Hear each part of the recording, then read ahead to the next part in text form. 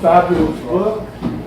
This is a book we put together back towards the end of the Windows days. Something we can't name. We stole the title from a poem by Dan Powers. And it includes all of the great Windows poets and the history and the fallout from the end. So anybody who would like a copy of this, come over and see us and make whatever donation you think is reasonable. And if you can't afford to, we'll give you one. Because I agree with Tom, this needs to be out there. Greetings for the equinox of autumn, and welcome to Old Dogs, Elders of Nashville Poetry, presented to you by the Windows Poets. And I'd like to thank Larry Simon for arranging the videotaping, and I'd like to thank him, Brian Daly, Ross Massey, John Taylor, and Maxine Herbert, and others for contributing to the production costs of this special event. And with us tonight, we're fortunate to have the man who opened Windows on the Cumberland to poetry back in the early 80s, Charlie Fenton. Yay. Everybody give a round of applause for Charlie. There would not be a Windows Poets without Charlie, and the Windows Poets would not be here at the Brew without this next person, Matt Pierce. Thank you so much, Matt, for bringing Windows to the Brew. And this has always been a spiritual experience for me, the gathering of the poets and the reading. So I'm thinking of this, the order of services. And to give the opening benediction, I'd like to bring up Matt Pierce. Thank you. Distinguished poets, friends, family. I came in after your venue, so I wasn't around, and y'all taught us.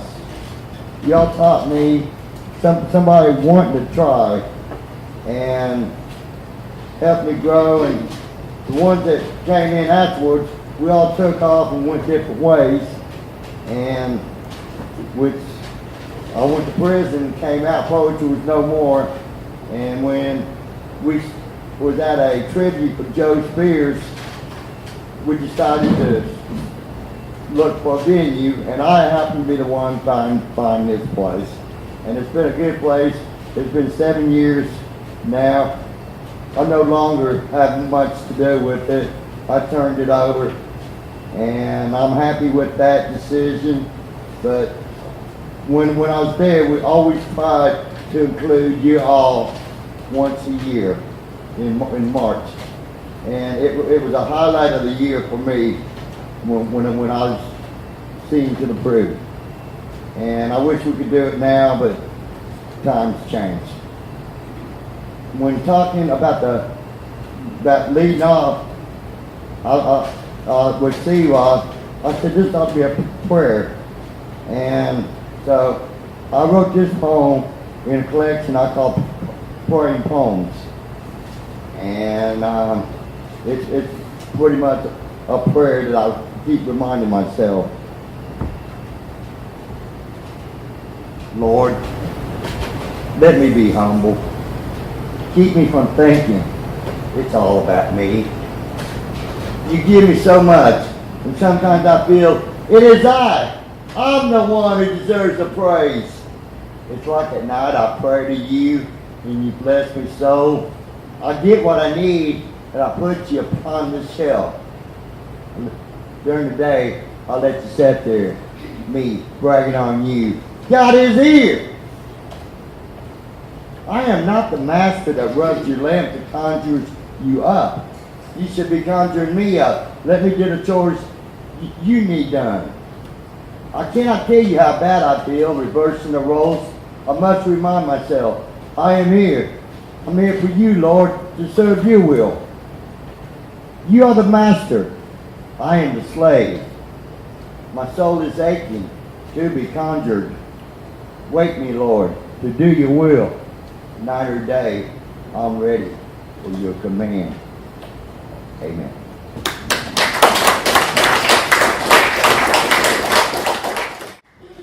I wish this poet could be here tonight. He wrote this, but I'm going to do it to take us back into the mindset of those days at the windows, because I think this is the best poem ever written about the windows experience. It's by Gallatin Dan Powers, All right. who went on to represent us on the United States of Poetry on PBS. Open mic night in Music City, USA, or Poetry in a Pub. Poets all, undiscovered Ginsbergs, Ferlinghettis, Bukowskis. We sit politely through the readings, waiting for our turn, drinking imported beer. De rigueur. We listen or we don't. We compare their words to ours. We clap at the end of each piece, as if on cue. We love them. Our ear for applause tells us what our ear for poetry lacks, or our eye for light. One tells us poetry without rhyme is prose. She's been writing 3 whole weeks. By God, she knows. One or two do stand out. Megalites and the self-appointed gurus who charge $3 at the door. Their disciples don dark glasses, lean forward in their chairs, smile in anticipation like they have before. They know things too. We become enlightened. This is all in the name of something we can't name. Some take too long to never say it. Others are mercifully brief. For each new reader, the crowd grows smaller. Have you noticed?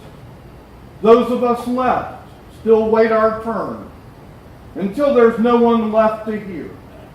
And the lights, one by one, go out the door to move homeward through the patient, waiting darkness. Dan Powers.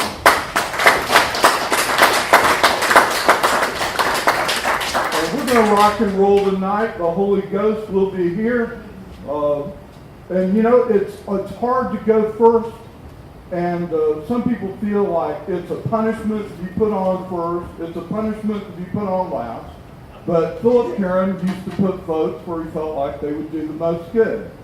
And to get a room warmed up and get everybody feeling like they're home again, we've got tonight our great opener, Denise Satterfield. Wilson. Hello? Hello? Back in the 80s, let's see, 86, I started writing poetry because my son at age 17 saw his best friend murdered in front of him. And that shook us to the core. And I had all these pent-up feelings, and I didn't know what to do, and so I started writing. Or Darius Dobbins with Love. I saw him lying there without an ounce of life left in him. This 17-year-old black boy, almost a full-grown man. And my mind flashed back in time to all the laughter he had given me and all those warm smiles he inspired. I had known and loved Darius Dobbins almost all of his young life. And now there he lay in front of me, completely lifeless, because of some 16-year-old's hateful, angry rage. Part of me longed to reach out and gently touch him, while part of me stood frozen still in my tracks, as I tried to pretend this wasn't really happening. Tried to convince myself he'd only fallen asleep. And this whole thing was just some horrible nightmare. We both laugh about it together sometime next week. I couldn't bear to bring myself to touch him. Death's coldness would have forced me to face reality. And at that moment, I could not afford to do that, nor believe this horror was really happening to me.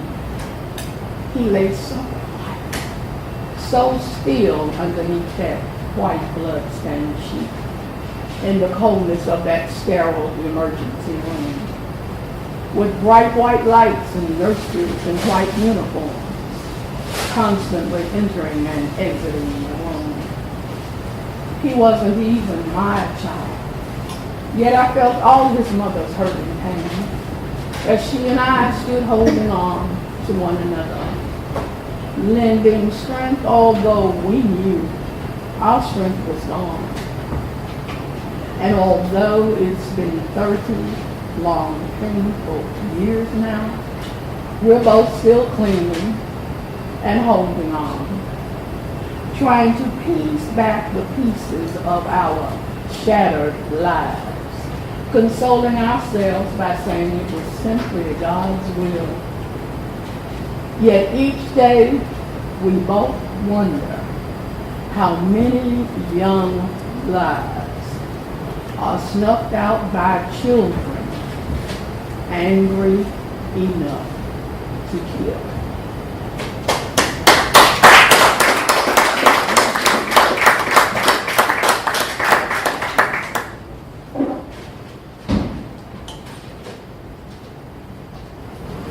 My signature piece, Duracell Man. All right.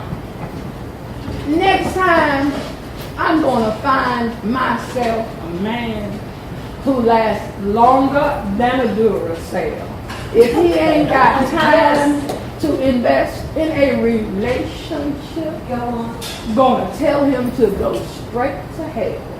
Don't want no shucking, jiving, scheming, conniving. Nobody playing silly childish games. He's got to come with his own baggage, be able to pay his own way. Now this might sound kind of harsh to you, but hey, what can I say? Next relationship I enter is going to be a 50-50 thing.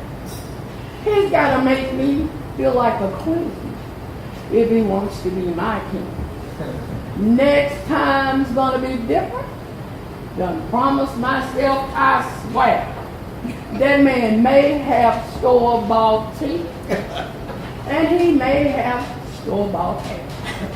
But there's one thing you can show betcha, and I will swear it on the gates of hell. Next man in my life is gonna last longer than a Duracell. Hello. Next man in my life is gonna last longer than a Duracell.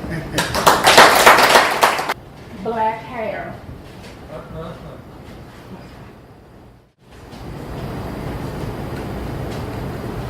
Black hair. We have pressed it, dressed it, processed it, do-ragged it, jerry curl bagged it, afroed it, ribbon and bowed it, cornrowed it, waved it, shaved it, curled it, gelled it, weaved it, braided it, and relaxed it. I believe we've done everything but tax it. And that natural curl is still there. Because no matter what we do to it, it will always be black hair. Next up, I'd like to welcome a classic sort of poet with an eye for the discipline of the line, the great Robert Stone. I was reading about this event and it said it was for people that were over 55 years old. So I'm going to start with a poem that was published in my school paper more than 55 years ago. It's called The Iconoclast. Thank you.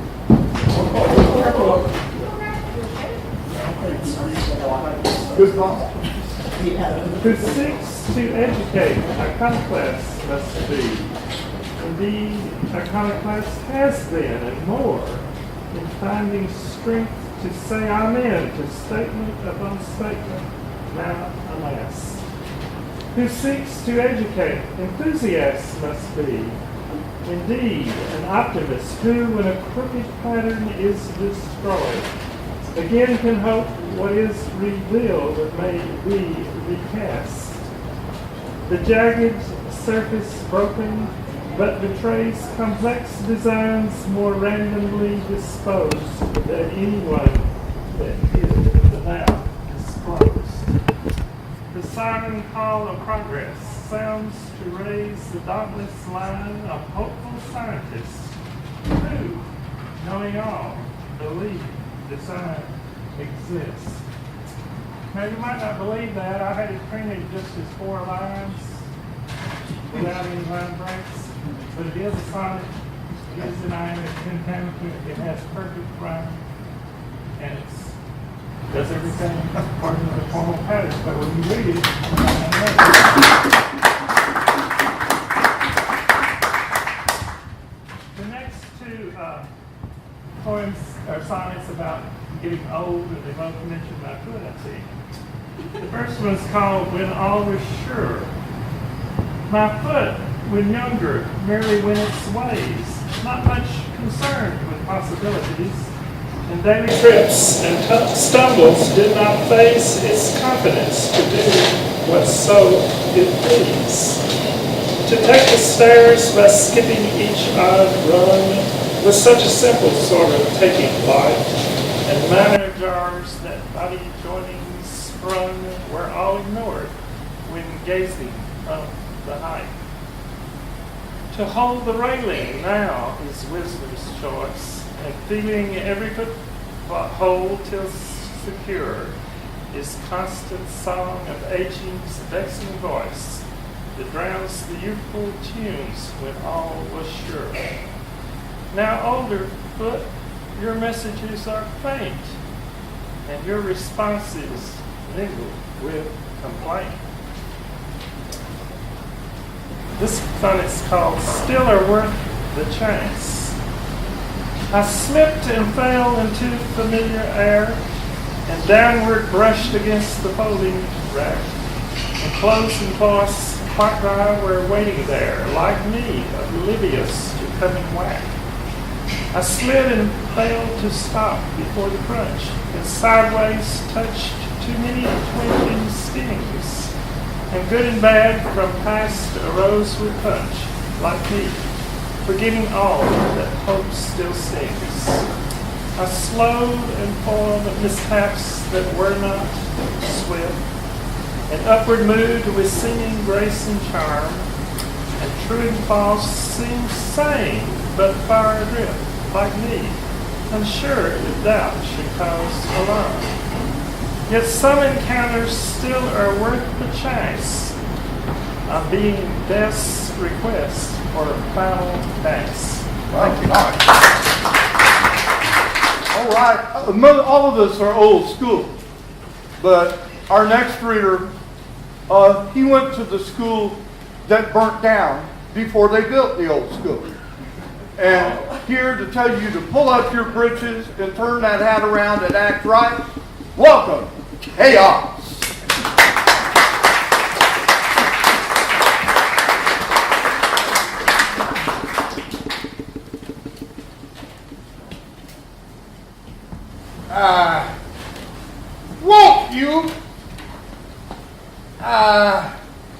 Want you to understand that I'm a man, but I'm seriously flawed.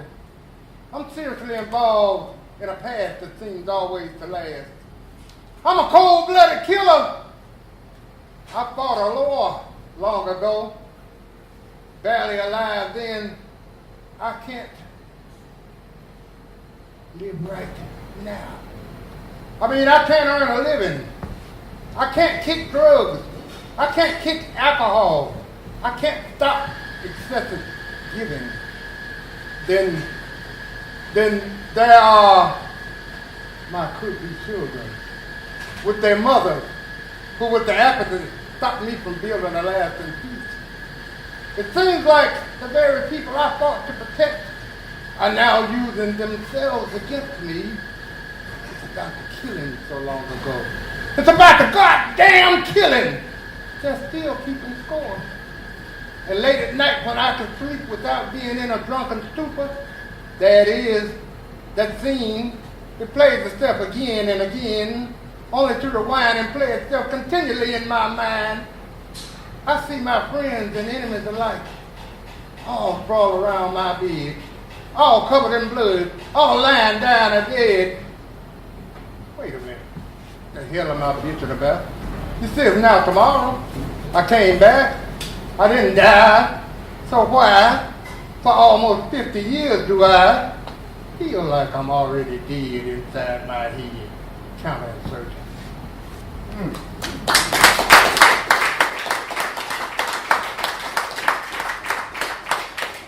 This is a brother like.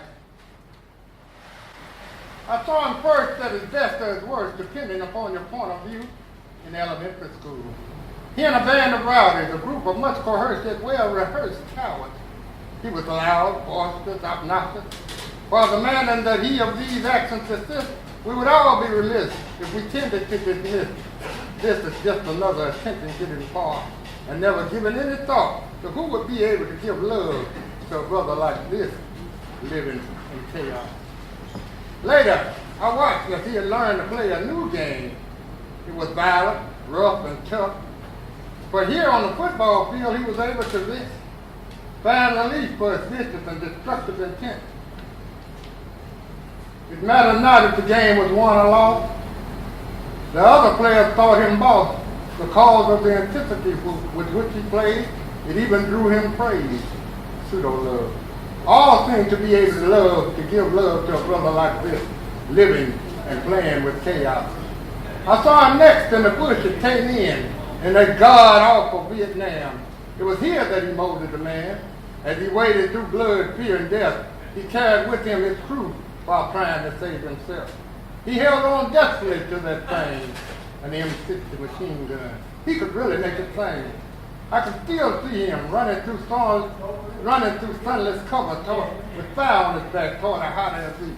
He was racing an all-birds down call made by some high-ranking jet. They would leave us all here to die in the dark, just like that. Fade to black.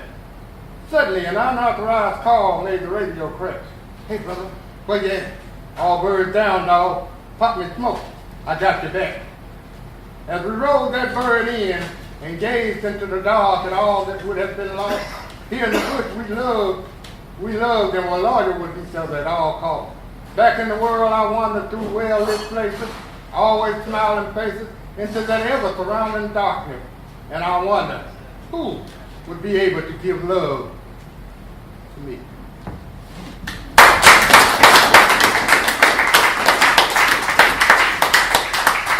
This is called shots. I've been shot at. I shot back. I've been shot up, down, over, under, all around. I've been shot too. I've been shot through. But the greatest shot to come my way was aimed with care and armed with love, shot toward me, like you. Our next reader was a frequent attendee back in the day at the Windows. I'm so glad she could be here tonight. Please welcome Telmar. This is called Sisters. Now, this is nothing against you men, but sister girl, do you remember when we sisters were tight? We were there for each other from early morning to late at night. Remember keeping each other straight with girl talk and straight talk. And those old love songs. Remember giving each other a new hairdo, because what was good for you was good for me. Yes, those were good days for sisters. When sisters really were sisters. From way back in the 60s, when we didn't see each other as bitches. Okay?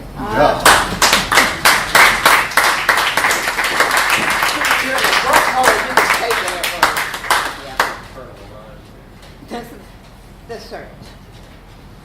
Like the moth to the flame, around you I fly. Afraid to get too close, and still I try. Drawn by something I know not what, but I'm driven to learn of the secret you've got. The fear of being consumed, secondary to my quest. My search, once begun, had not stopped. I must know all the rest. And will I, when I know, be content to remain warm by your glow? Or will I, once I know, take that knowledge as my lead to go?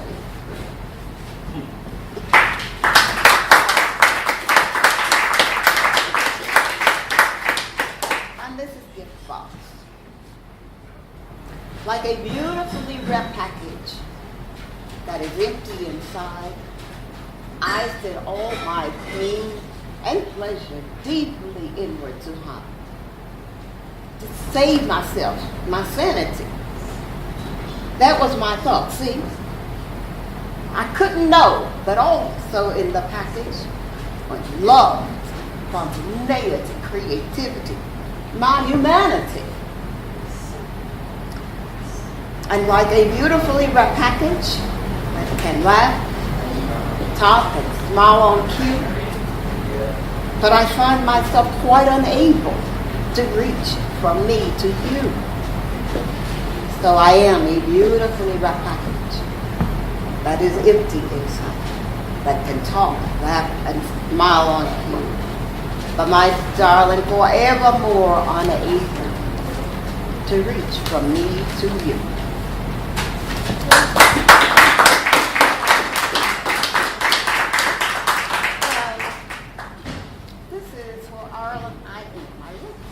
I started this about 3 years ago. I feel it's unfinished, but longing for home, for my homeland, longing for Ireland. I am looking out for the sight of my sweet homeland, looking for Ireland. I am. Stretch out my hand to touch my homeland. Sweet touch of Ireland. I am longing for home. Longing so long. Longing for Ireland. I am.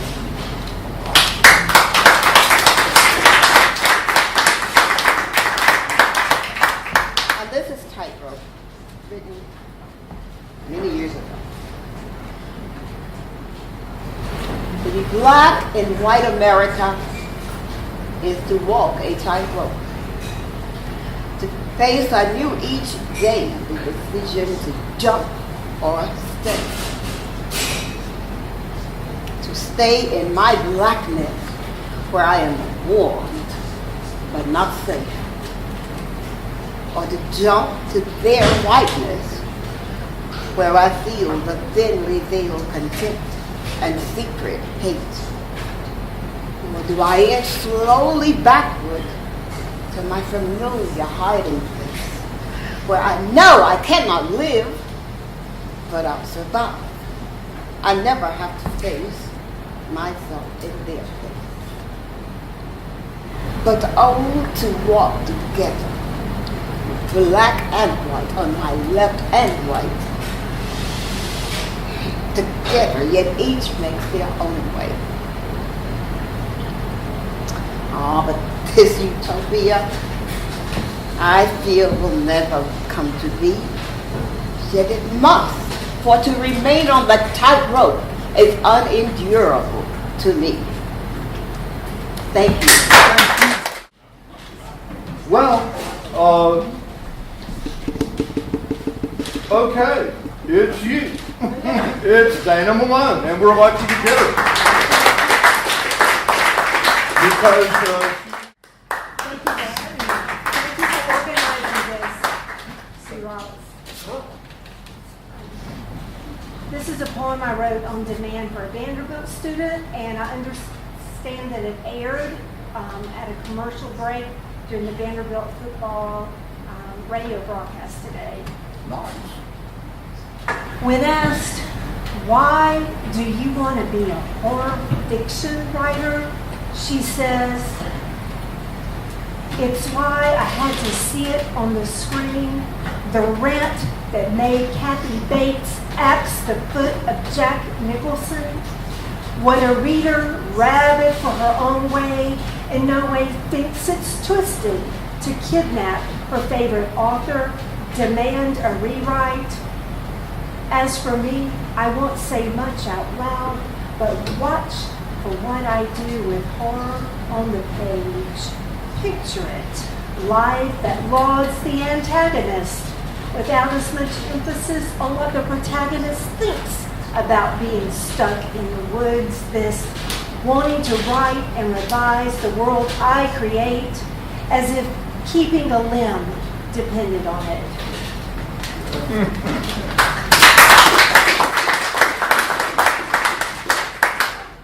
Another poem on demand written for another woman in Nashville, and it was featured on an episode of Versified.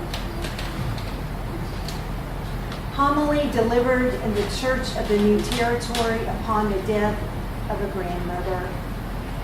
Epigraph. What you leave behind is not what is engraved in stone monuments, but what is woven into the lives of others. Pericles. In pursuit of Jesus, I bent my ear to the waistband of my grandmother's skirt, went to the Jesuit school with the highest tuition. Jesus was not there. I couldn't find him anywhere. I was always told he was only begotten, sacrificial, which is not how he showed up in my dream when I was 9 and sent to the tall white bed on the first measure of the Perry Mason theme song. By unanimous democracy, the Galileans refused to let me in. Jesus, apprentice carpenter, crafted a square boat and cast me. God was not in the nightmare, was not wide enough to take it. Such sacrilege. A God confined to an hour and a half on Sunday will embarrass you come Wednesday afternoon. With an MBA from Chicago, God made me an elephant, a monkey brain eating stock trader, the only female in a sea of Solomon brothers. I never thought I was neither have nor have not. The biggest deal of my life and what I didn't know to do, dripping in jewelry in San Paulo when people were killing for tennis shoes, dodging Escobars in Bogota under siege, standing in the Middle Ages of Paris, turning heads like an unexpected idol, living in Thailand during a coup I didn't notice was to snap the strand of rosary pearls. God is the God of granddaughters beaten out of taxis and the grandmothers who dare to beat their granddaughters in public and the granddaughters sent to bed who miss Perry Mason. God is the God of looms, is baloney layered onto action and inaction. God is a terrifying thing, a tall thing, a 5 feet 10 plus 4 inches of Versace pumps thing. God is a red-haired thing. God rides the escalator down the Hong Kong hills. God is 10 seasons of Perry Mason.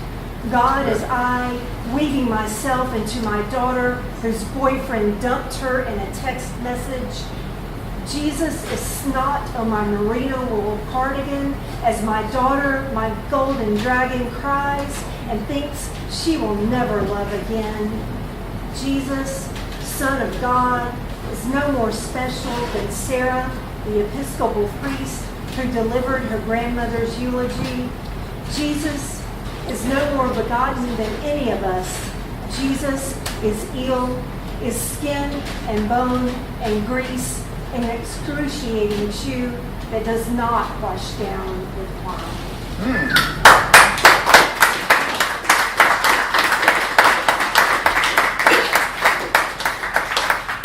And one for the home place. This is called Lacrimosa, Charleston. Mother Emanuel, Walter Scott.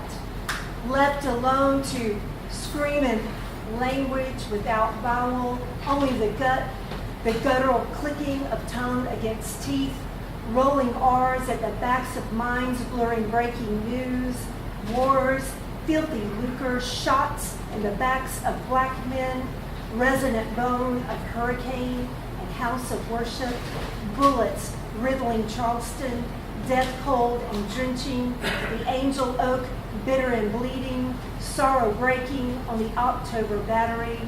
This is where the sonnet ends, in a wreck at the four corners of wall. Wow.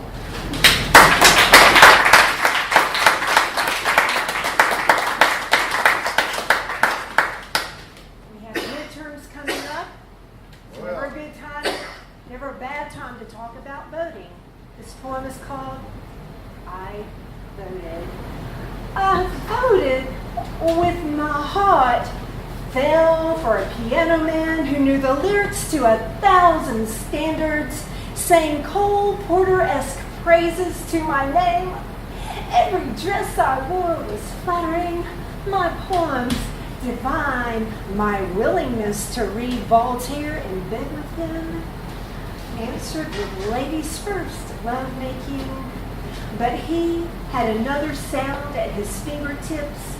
It modulated from love bombing to gaslighting with a synthesized fumble. He used to say, people vote with their feet. No one moves to that jazz they teach at universities.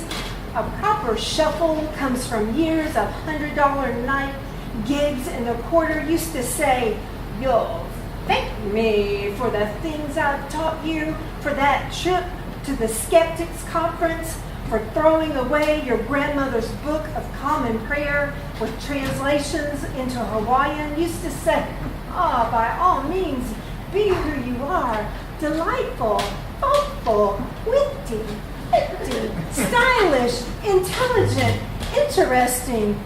Within 6 months, these modifiers somehow turned into synonyms for irritating, Larry tunes, like your mother, a little on the chunky side, untouchable, TV damaged, invalid, and just fucking rude. Granted, unbeliever or not, I hold on to that basic book of faith with Granny's emergency tissues in it. Prefer to weigh more than 100 pounds. Opt for Pottery Barn catalogs over Voltaire on Sunday nights. Am prone to ride at a desk with syndicated broadcasts of Law and Order droning in the adjacent room. One day, I paid attention to the show. A buzzer rings to let prisoners in and out of their cells. So the next time we went south for Mardi Gras and he pressed the sound effect for the crash cymbal on his Yamaha keyboard, Pat O'Brien's bar, I knew what to do. I took my cue from his early words of wisdom, stood up at the table, turned my slightly chunky ass to his eye level, and in the middle of when the saints go marching in, this gal, who never claimed to be a saint, marched right out. This time, I voted with my feet.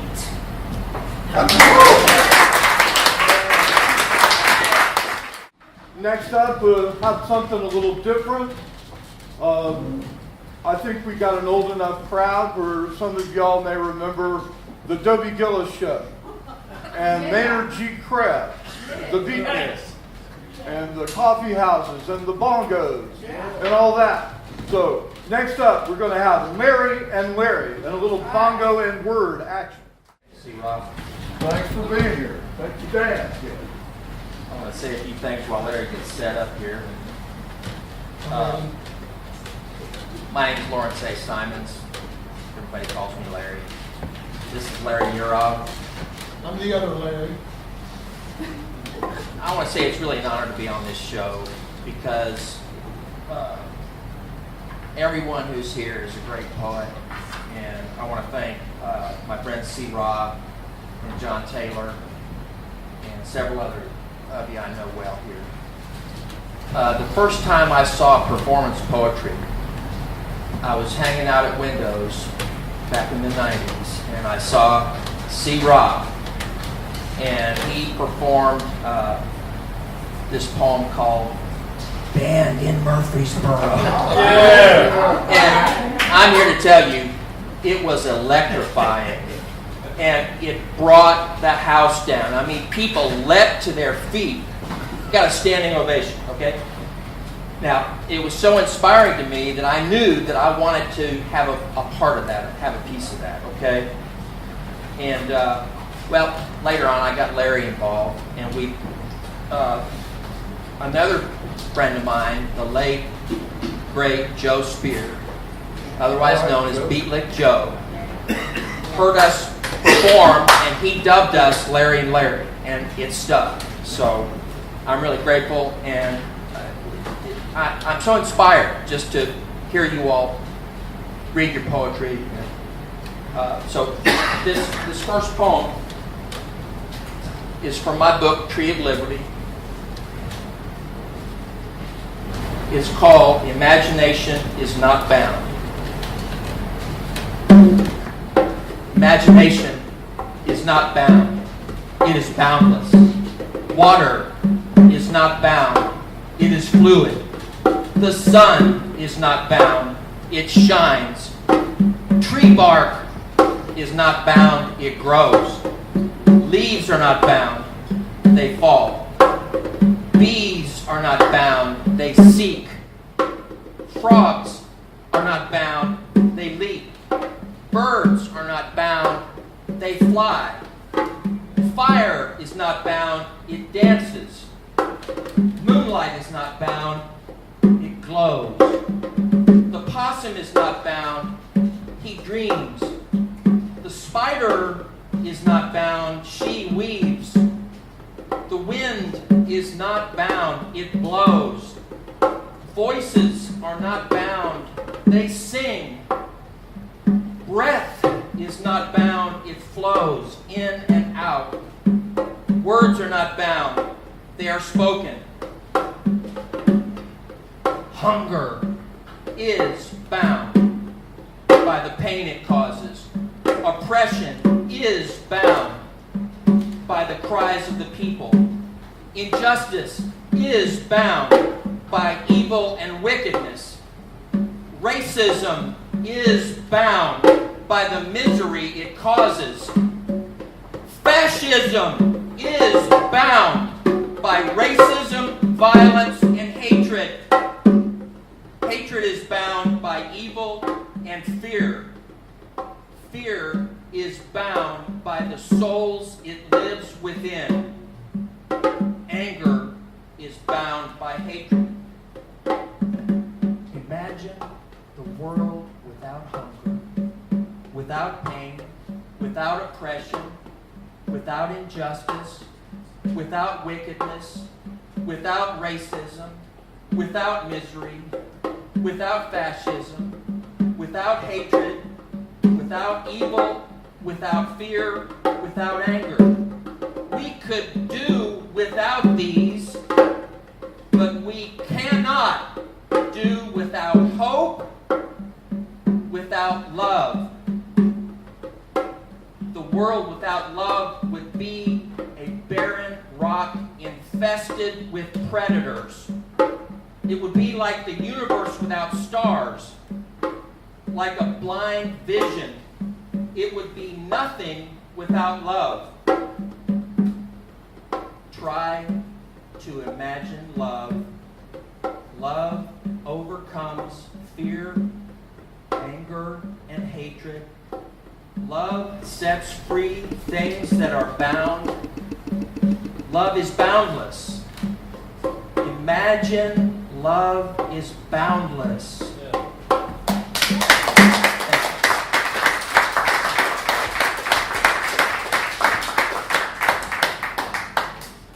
I'll set down for 10 minutes exactly. This is from my first book, Water, Wind, Spirit, and Stone. Great book. Thank you, C. Robert. This poem is called Tree in Honey Pocket Wilderness. I am a tree, but you cannot see me for the forest, not by neglect, not because you are not looking, or because of where I stand in my valley. I stand where, if you were to pause, you might settle and rest. Here, the ground is thick with leaves and moss. Here, a single shaft of sunlight lands late in the afternoon. My tree trunk is 1,000 seasons, rooted among stones in a buried creek bed. My roots touch a time when rainwater came to flood. Then my canopy was young, not so high and full. Then the sun shone longer. I swam in cool red mud. My roots were young, fat. The western ridge was not as wooded then. It was a time of longer days. Now, my trunk is dry from drought. My aged roots reach down through dry creek clay. My branches weigh on me. What prayer should I offer to God to bring rain? The song of my canopy in the wind? A dance of my shadow of the sun? Oh, my anger. Some old branch of mine breaks, crashes. My roots know it by the echo. Oh, my anger. Trees I used to call neighbors got harvested. The forester built his cabin from their carcasses.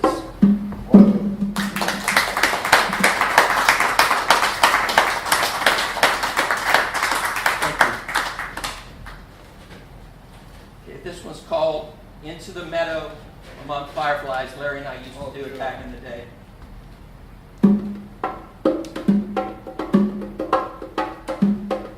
I was not awakened by a bolt of lightning or a flash of sunshine bursting out from behind the dark cloud.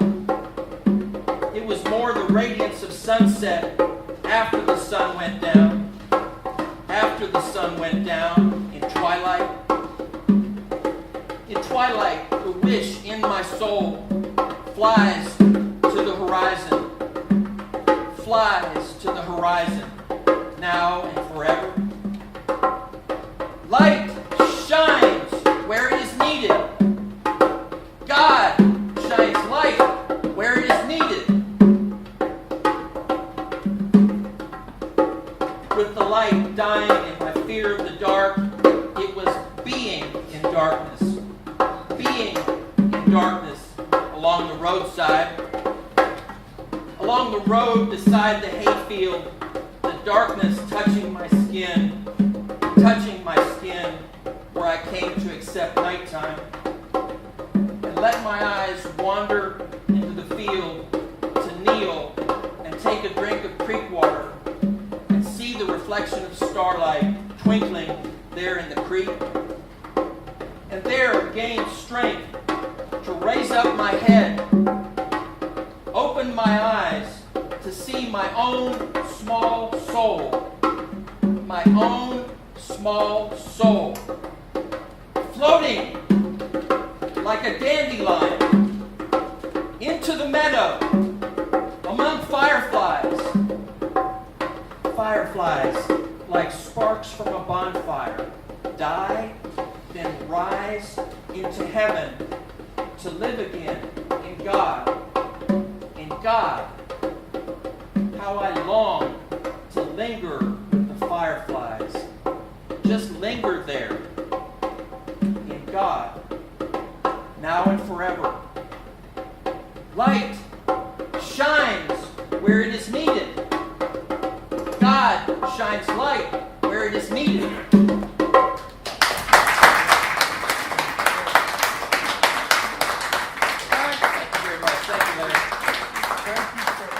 You know, got a friend of mine who has brought home to me the idea that not only words and music are good together, but words are music. And we're very privileged to have with us tonight a professor of romantic poetry, teacher of Milton, Blake, Shelley, and the rest of the crew. And please welcome Professor Stuart Arkin.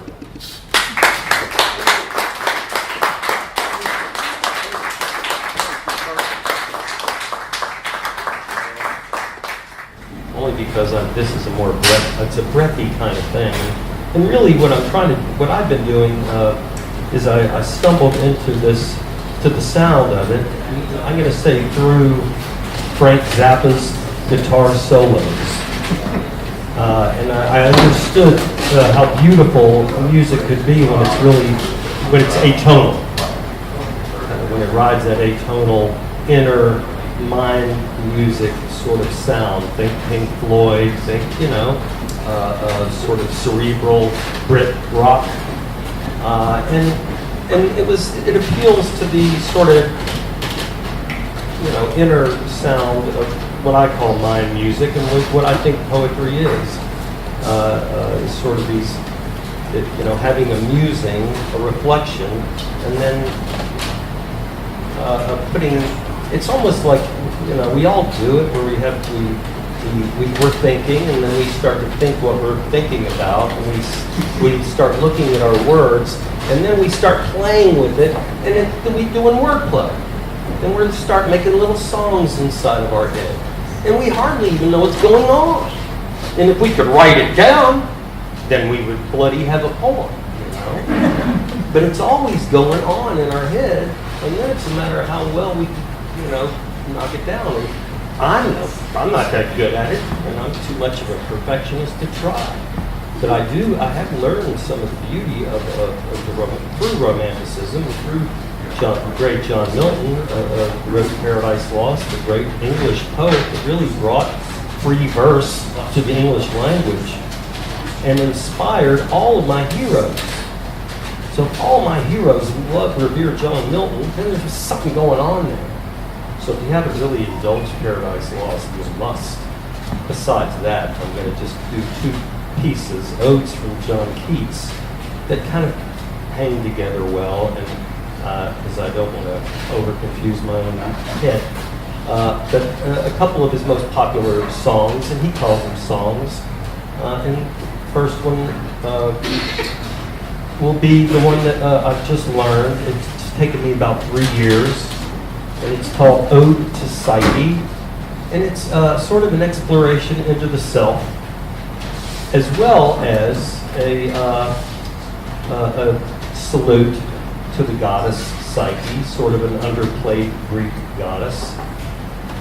But really, Keats is down, he's dying from TB, and this is all pretty breathless, and that's what makes him so wonderful and beautiful, because he's a young man dying with a whole lot of unfulfilled desire, and cursed with too much genius for his own good, and now he's spiking, and he's, giving his last hurrahs, and he's hoping this stuff will hang around for posterity. But they're very sad poems, and yet on the surface they look almost celebratory, so it's bizarre, you know. All right, so this is called Ode to Psyche. And I think he's just fallen on the ground, and he's had a kind of a head trip, and he's not sure if he's having, if it's a waking dream or a sleeping dream. I don't know. So, oh goddess, here these tuneless numbers, rung by sweet enforcement and remembrance dear, and pardon it, thy secrets should be sung, even with a fine, long, soft conquered ear. Surely I dreamed today, or did I see the winged Psyche with awakened eyes? I wondered in forest thoughtlessly, and all of a sudden, fainting with surprise, saw two fair creatures couched side by side in deepest grass, beneath a whispering roof of leaves and trembled blossoms, with a land abundant, scarce a spy, with hushed, cool, ruddy flowers, fragrant tide.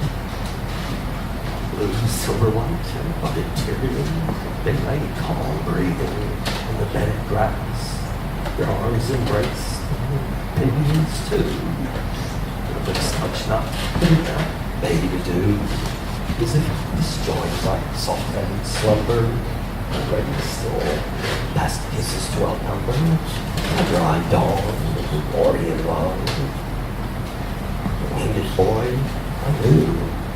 But who is thou, oh heavy, heavy dove, is Psyche true?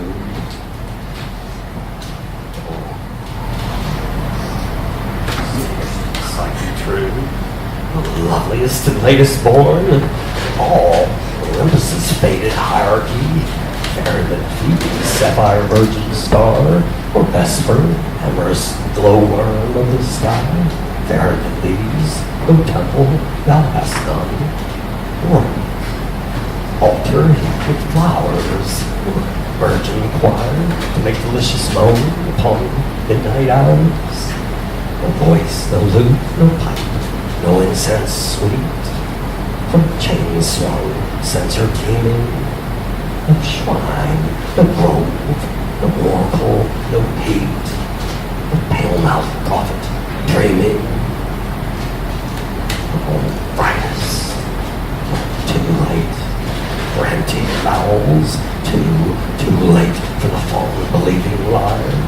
Holy the haunted forest vows, holy the air, the water, and the fire.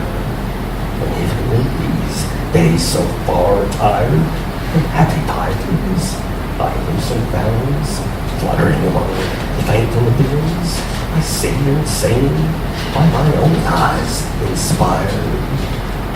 So let me be thy choir, and make a moan upon midnight hours. Thy voice, thy lute, thy pipe, thy incense sweet, can swing its censer teeming. Thy shrine, thy grove, thy oracle, thy heat, the pale-mouthed prophet dreaming. Yes, I will be thy priest, a villain fame in some untrodden region of my mind, where branching thoughts new grown with pleasant pain, instead of pine shall murmur in the wind. Far, far around shall those dark clustered trees fledge the wild rigid mountains, steep by steep, and there by zephyrs, streams, and birds and bees, the blossoming dryad shall be lulled to sleep. In the midst of this wide quietness, cozy sanctuary, I dress with a breathing trellis of working brain, with bells and buds and stars without a name.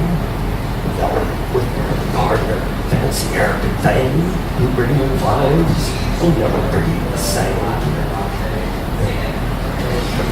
They shall be for thee all soft light, and shadowy thought, the bright torch and the casement open and let the warm love in.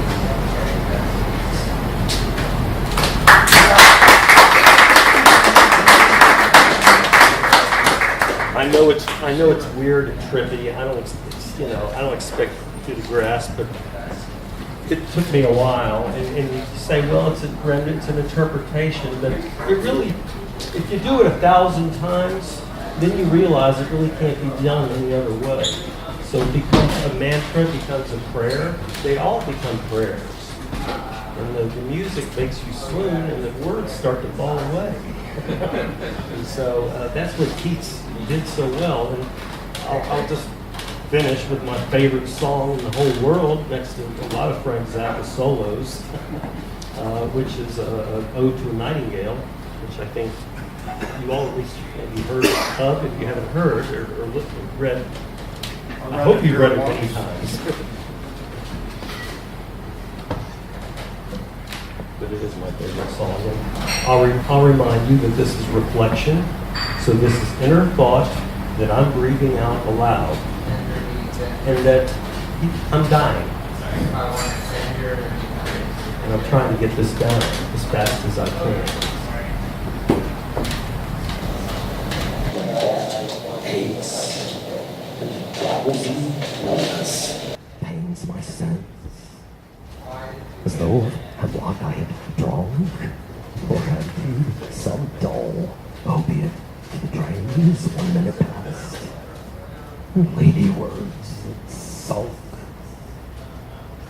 'Tis not the room and me of thy happy art, but being too happy with thine happiness, that thou light winged drive of trees, and some melodious spot the beechen green, and shadows numberless, singless of summer, full-throated ease.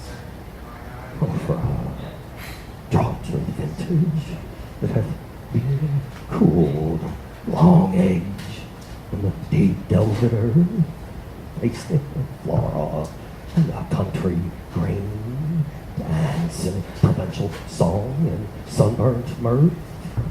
Oh, for a beaker full of the warm south, full of the true, the blushful hippocrene, with beaded bubbles winking in the brim and purple stained mouth, that I might drink and leave the world unseen, and with thee fade away into the forest dim,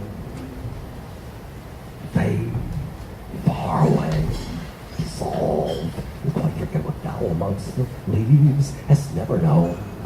The weariness, the fever, and the fret here, where men sit and hear each other groan, where palsy shakes a few sad last gray hairs, where youth grows pale and spectre thin and dies, where the think is to be full of sorrow, leaden-eyed despairs, where beauty cannot keep her lustrous eyes, or true love pilot them beyond tomorrow. Away, away, I will fly to thee, not charioted by Bacchus and his bards, but on viewless wings of poesy, though the dull brain perplexes and retards. How ready with thee, tender is the night, and happy the queen moon is on her throne, clustered round by all her starry fays.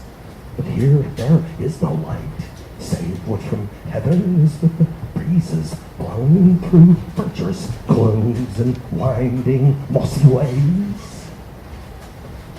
I cannot say what flowers to my feet, or what soft incense hangs upon the boughs, but an embalmed darkness is each sweet, or the seasonable month endows, the grass, the thicket, and the curved tree wild, white hawthorn, the pastoral woodland pine, fast fading violets, covered up in fleas. May's eldest child, the clean musk rose, full of dewy wine. The murmurous song to the flies of summer eves.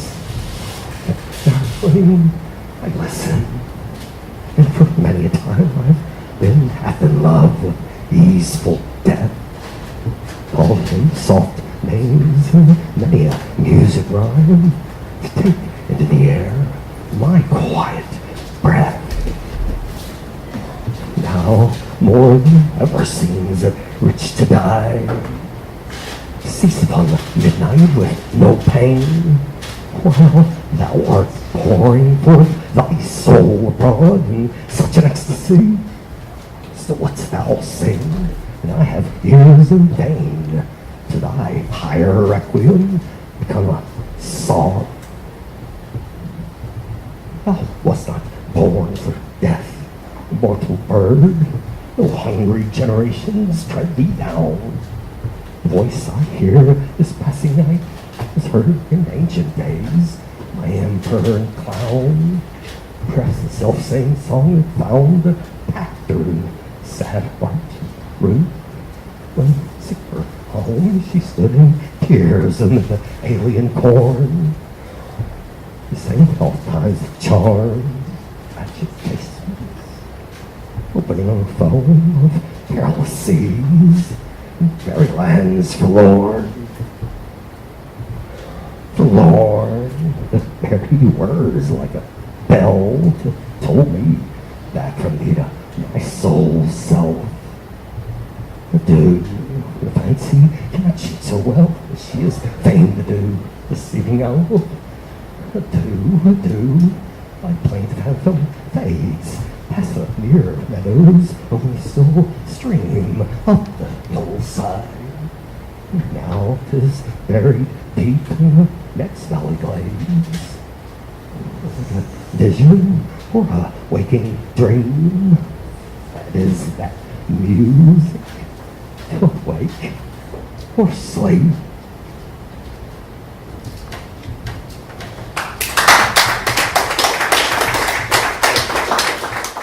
All right, back in March of this year, we were supposed to have had the annual Windows revival.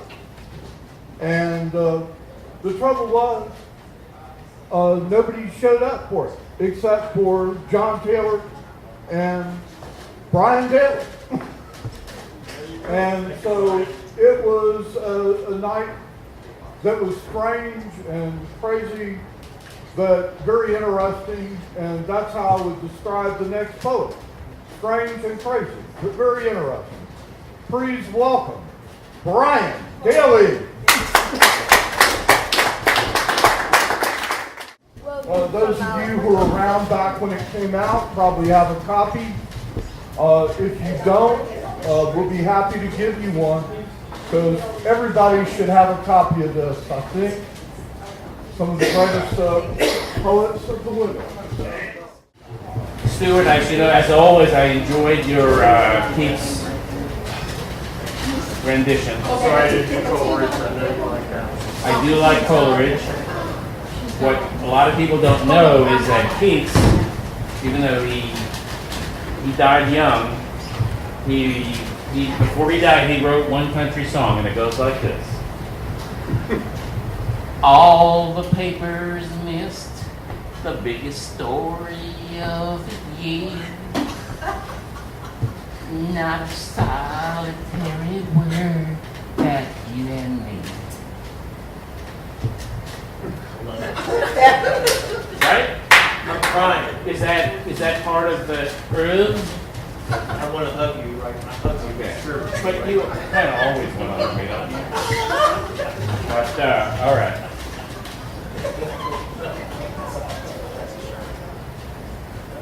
So,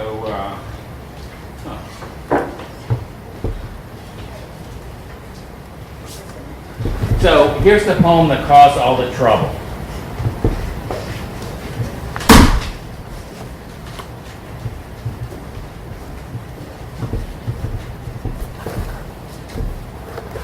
Lady boy love. love.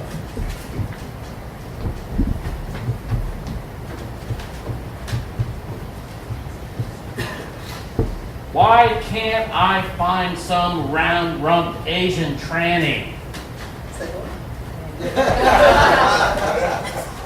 And settle down.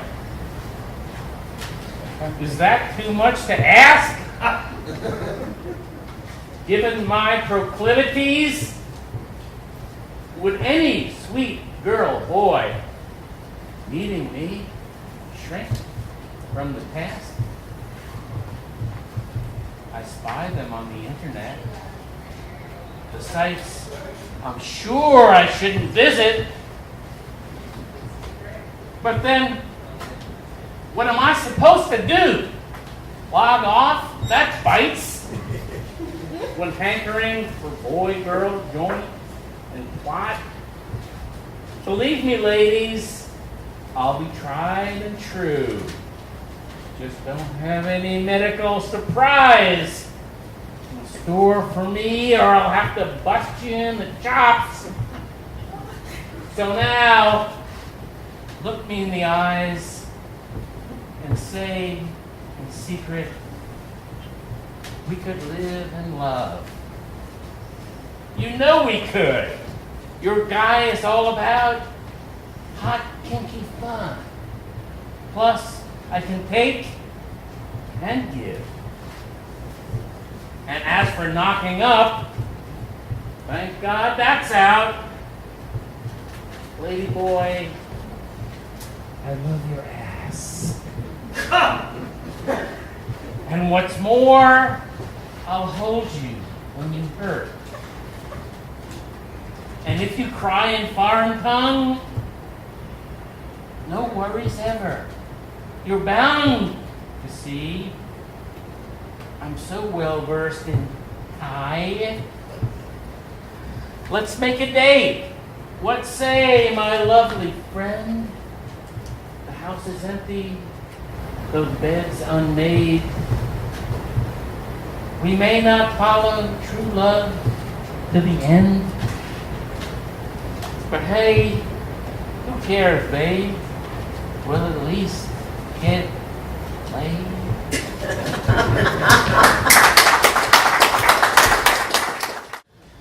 Okay, this one is about being rejected. None of us know anything about that. Oh, the whiskey's so far away. It's called tongue-tied. Tongue-tied. I'm supposed to be good with words, but I'm not. For instance, today at Hair Expressions, I was telling my haircut lady about that thingy my ex-wife put on top of her Honda so she can tote around her kayak. But I couldn't think of the right word for thingy. So I just said thingy. So my haircut lady goes, whenever I take my kayak to Percy Priest Lake, I just open the hatchback, push down the passenger seat, and the dadgum thing fits in perfectly. I don't even need a roof rack. God damn it, I thought. That's the word I was looking for. Roof rack. At this point, she exercised her hairdresser's privilege to quiz me on my love life. So I told her how about my girlfriend just dumped me. The worst thing you can say to a girl when she dumps you is, okay. Thanks for everything. That was super fun. Good luck. See you around. That drove her absolutely nuts. See, chicks want you to do the whole Michael Bolton thing of how am I supposed to live without you while clutching your throat, tearing out your shoulder-length locks. But the first 50 girls I tried that on didn't work once. My haircut lady said, again finding precisely the right word. I saw a thought bubble floating above her head that read, "Those aren't the only two options, dumbass." In big, bold letters. So what was the problem, sweetie? Is what she went with instead. There's never any problem, I said. A person either wants to be with you or they don't. The two most unstoppable forces in the universe are a woman running towards you and a woman walking away. That was deep, she said, clipping the top of my ear. She'd just broken up with a cokehead electrician. The wench was crazy, I continued, but fine, I can do crazy. In fact, I thrive on crazy. But I can't do fumbling, floundering, tongue-tied, and drawing a blank again. Being hungover didn't help matters. Needy, my haircut lady broke in. I jerked up in the styling chair, scattering tiny white hairs on the linoleum. You rotten, no good bitch, I thought. That's exactly the mot juste. Yes, I can still do crazy, but I can't do needy anymore. Dear ex-girlfriend, I'm sorry for not replying in more detail to your breakup email.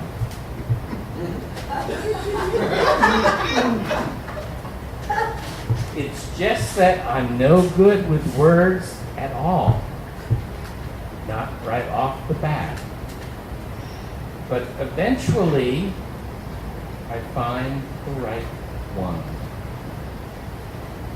Even if it takes forever, even if it takes all night, I could have found the right word for you, honey. If only you'd given me a little more time.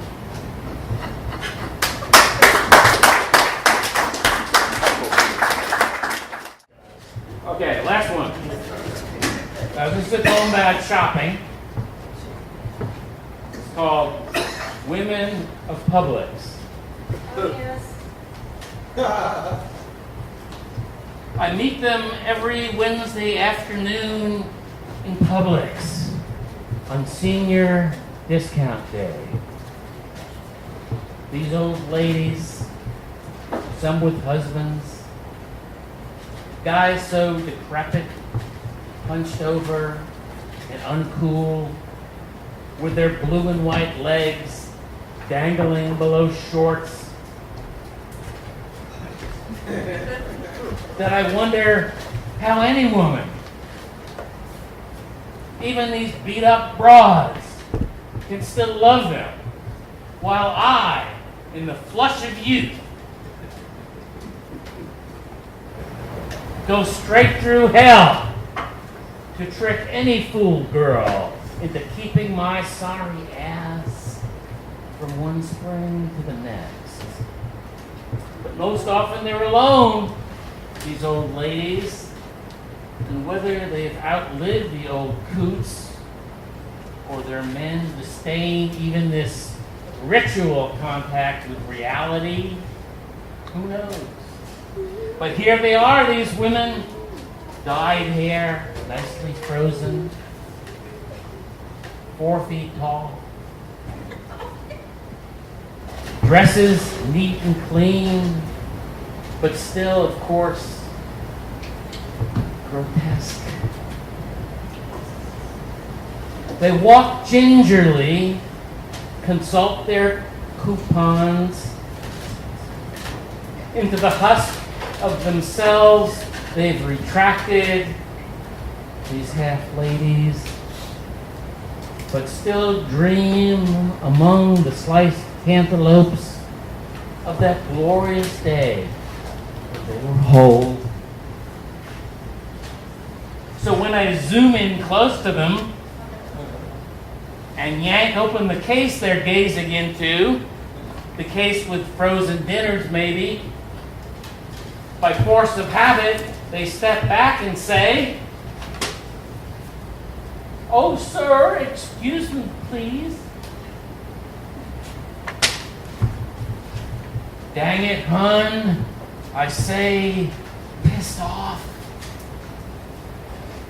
Did they phase out the breaded chicken with lasagna too? It's then I see their faces rising up at me, as if from the bottom of a pond.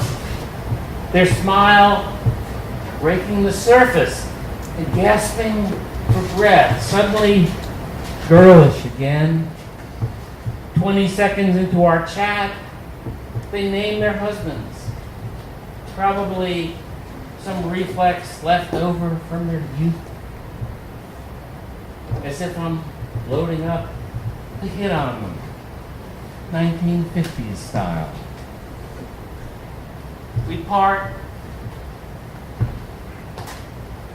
but sometimes I bump into them at the checkout lanes. I always balk at queuing up behind these old girlfriends for fear they'll think, "He really digs me." So I swerve to the next lane, start unloading spinach dip, garlic crackers, a hunk of Swiss Gruyere, when suddenly, behold, a cute, blonde, 35-ish babe, hot legs gleaming below short shorts, hot pink toenails, pushes up her cart behind me. I'm feeling cocky since I gave up porn. So maybe that's why all the ladies want to chat with me today. The teen cashier, waiting for a grown-up to come scan my 5 12-packs of Boston Lager, pipes up. I usually drink a case of beer all by myself in one sitting at my mom's house.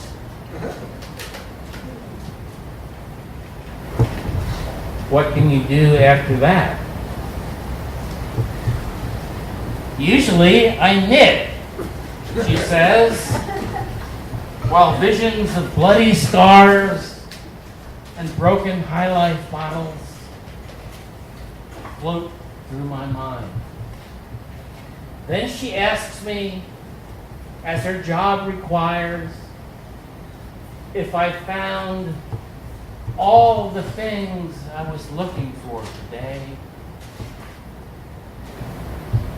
Just what I need for the party. The cute blonde babe behind me laughs out loud while hoisting a 12-pack of PP to the belt. And since I'm so damn glib today, I almost say, "Oh, Blondie, I'd invite you too." But my ex is finally stopping by. Don't want her ditching me a second time. But God help me, every single word of that is true. Friends, don't judge this boy too harshly. For flirting with old ladies, blondie babes, and teen cashiers on senior discount day in public. You see, the only hard and fast rule of life I know is this, that I ain't lying even one little bit. When you can't have fun in the checkout lane, good Lord, it's time to quit.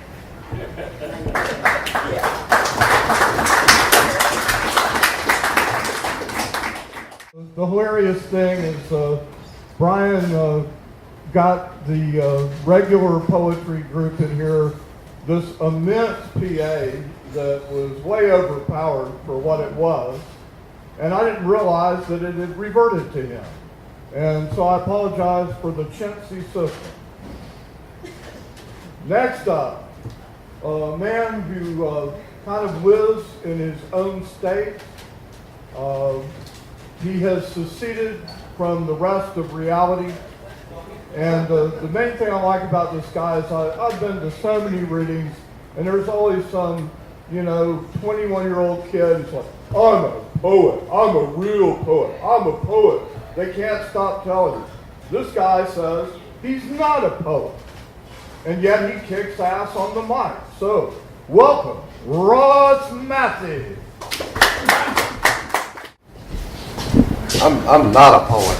I've only read one time ever in public, and it was here, probably 2 years ago. And it was on a napkin. I wrote the poem while I was sitting back there.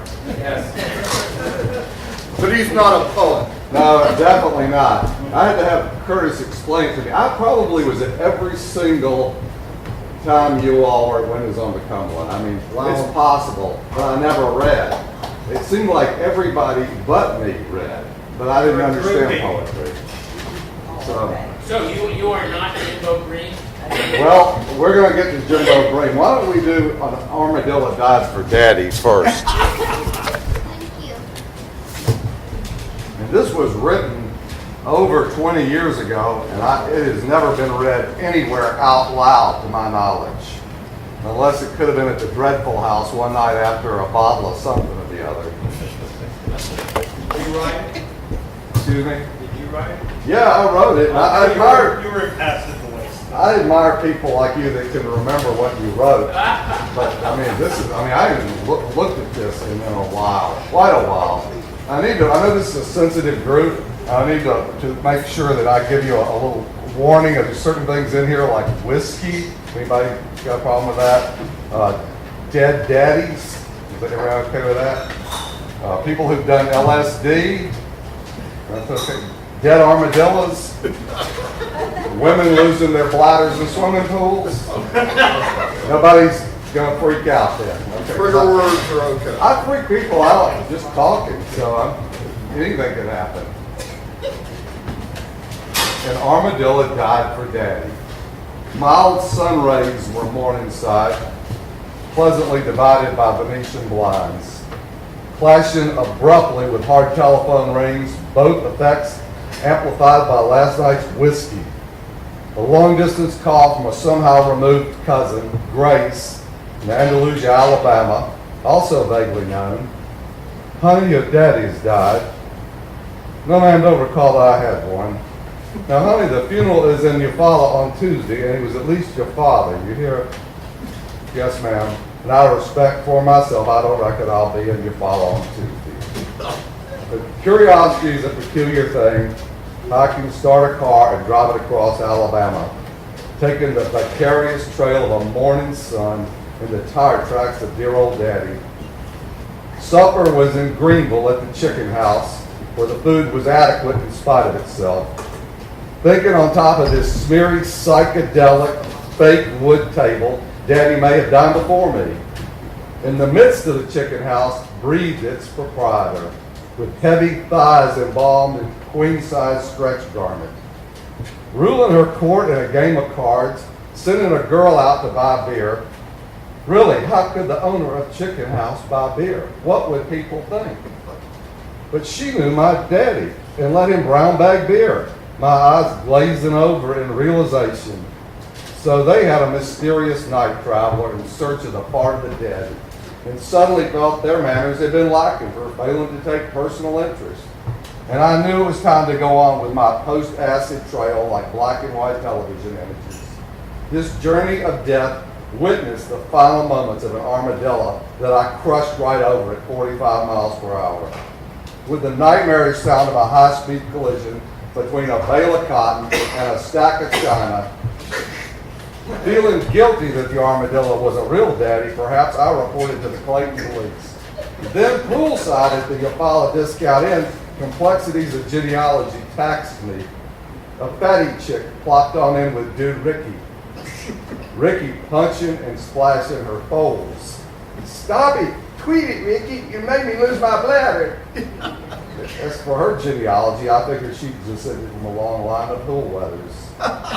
It was probably a heritage association for the light children of pool wetters. But my cruel thoughts of fatties ended in horror. Maybe she'd come to Eufaula for a funeral. Maybe we shared a family tree. Another black and white imagery nightmare.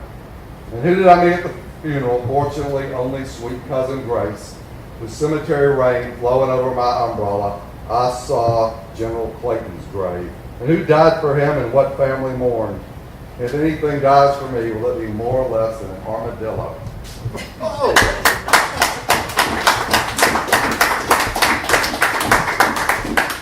And one more is Jimbo Bream. I'll explain it and you can correct me. You created this character who's sort of a uncouth, rowdy sort of person, and different people wrote Jimbo Bream. And that's probably the first thing I wrote. I said, okay, I'll be Jimbo Bream. Is that something? Yeah, Jimbo is available to anybody who wants to take on his voice.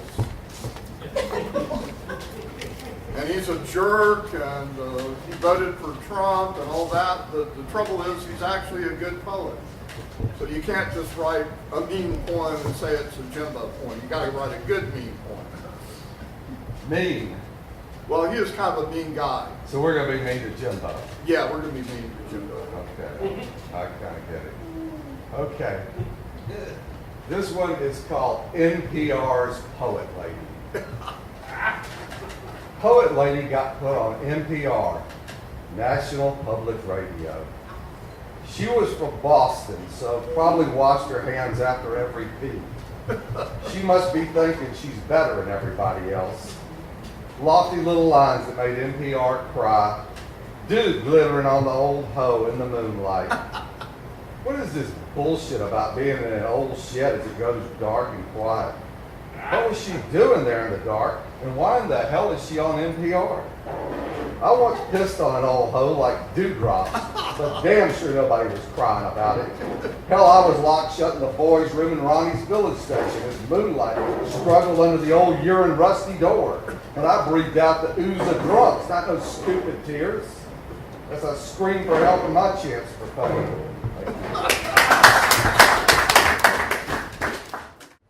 And this couple of poems about family.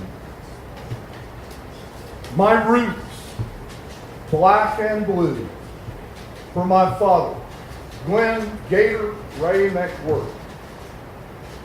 And I was born out of music. My dad and my grandfather were in a band together in Miami. And they must have played, my dad became a professional steel guitarist at the age of 15. And this is how he got started in the music business. My roots, black and blue, 40-something southern years of moonless nights ago, in a section of Miami, known and feared by all as bad, feeding on fallen angel notes and devil gospel chords, escaping to heaven, ascending to hell, back of a house of blues repute. Crouched in the dark, a small white boy felt a large and sudden hand form itself out of the shadows and fall on his shoulder like a sack of cement, and then a doomful whiskey voice, rough as a dump truck of African gravel, growlingly inquired of him, "White boy, what the hell you doing here?" Well, the boy would have flown up to premature glory, with wings or without. But the monstrous hand attached to a man of gravitic immensity, who also possessed a carnivorous scowl upon his seamed and knife-scarred face, held him to earth. "I done asked you, boy, what the holy king hell you be doing?" Gulping back his salt-hot fear, the boy replied, "I was just listening." "You was just listening, huh?"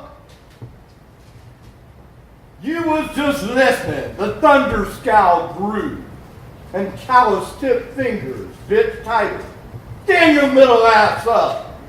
The boy obeyed, shook on short white denim legs, sneakered feet itching to run and keep running. "Just listening. Is that what you telling me, boy?" Through lips near as white as his dirty face, the boy said, "Yes, sir. That's right." "And why you be listening? Boy, you better tell the truth." "Sir, I'm real sorry. I just like the blues." "Just like the blues. Just be listening. Why, boy, you must think I'm some kind of fool. You expect me to believe that shit? You can't hear no goddamn blues. Standing way the hell out here. Son, you best come with me." And the man took the boy on inside to the blues, where my daddy soon became favored reefer roller to the band.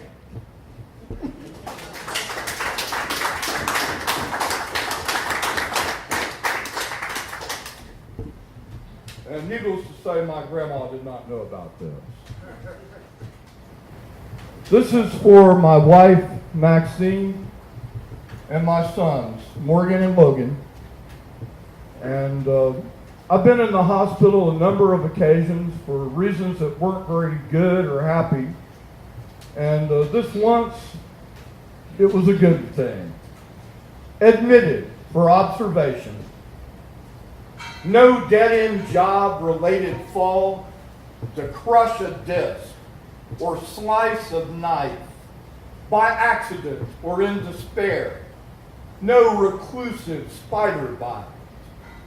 Necrotic love to sick the guts with strangled scream-inducing puffs has put me on this bed tonight. Nor have I been crucified of breath by a congestive heart.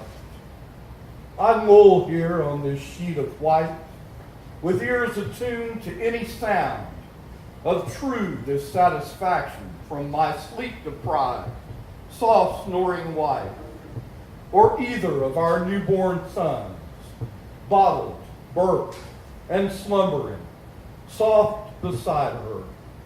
I am here, not in sickness, but in health, a fetal father of 53, gestating in the womb of life.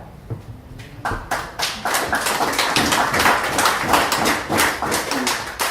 see the kids are gone now that Daddy's reading. This is for Charlie. From back in the day when I was hosting Windows on the Cumberland every first Thursday. The first time kid in the balcony asked the open mic MC, "Do you get laid? Do you get free beer?" "Kid, this isn't a microphone. This is a target.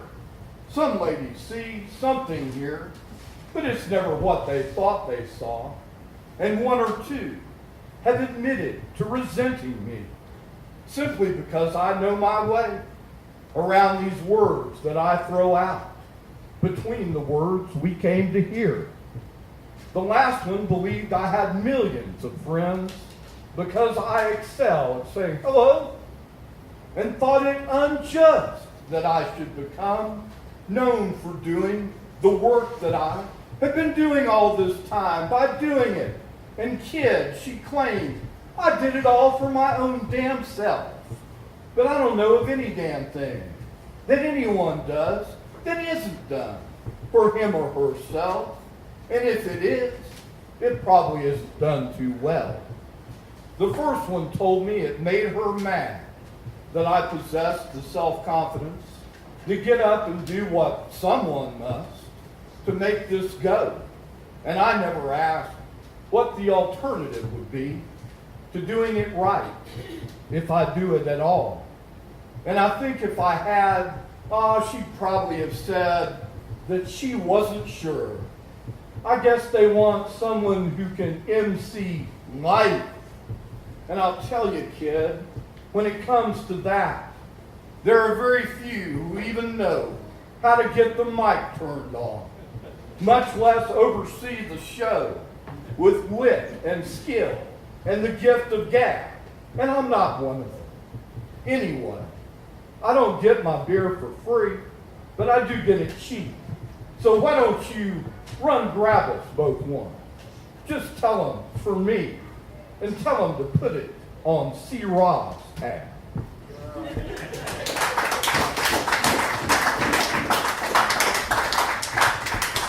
Yeah, this past March was a hollow mockery of a Windows revival. Only one Windows poet showed up, but Brian Daly was there, and he caused irritation with the less flexible members of the audience. And I was wondering, are there any sinners here tonight? Anybody ever fuck up? Yeah, okay, well, this is for you. Come to the fire of righteousness, burning on the edge of the night. Come to the fire of righteousness. Come and be warmed and be healed if you are right for this fire. Those who lie may not sit by this fire. Those who withhold the truth may not sit by this fire. He who demeans his woman, she who makes less of a man, of her man, all those who disfigure their children, they may not sit at this fire. All who ignore their potential, all who give away their songs, all who clutch comfort and puppy dog peace, they shall not sleep at this fire. You who believe you know anything about yourselves, you who have never considered even beginning to know, and anyone dying of ignorance need not apply to this fire. Those who have a partial truth, and those who do not dare to even suggest a partial truth, may not approach this fire. Anyone with major doubts, anyone with the wrong attitude, anyone whose eyes do not glaze over with the rhetoric of righteousness will never sit beside this sacred fire. So welcome to the night, my friends. We'll just have to keep each other warm.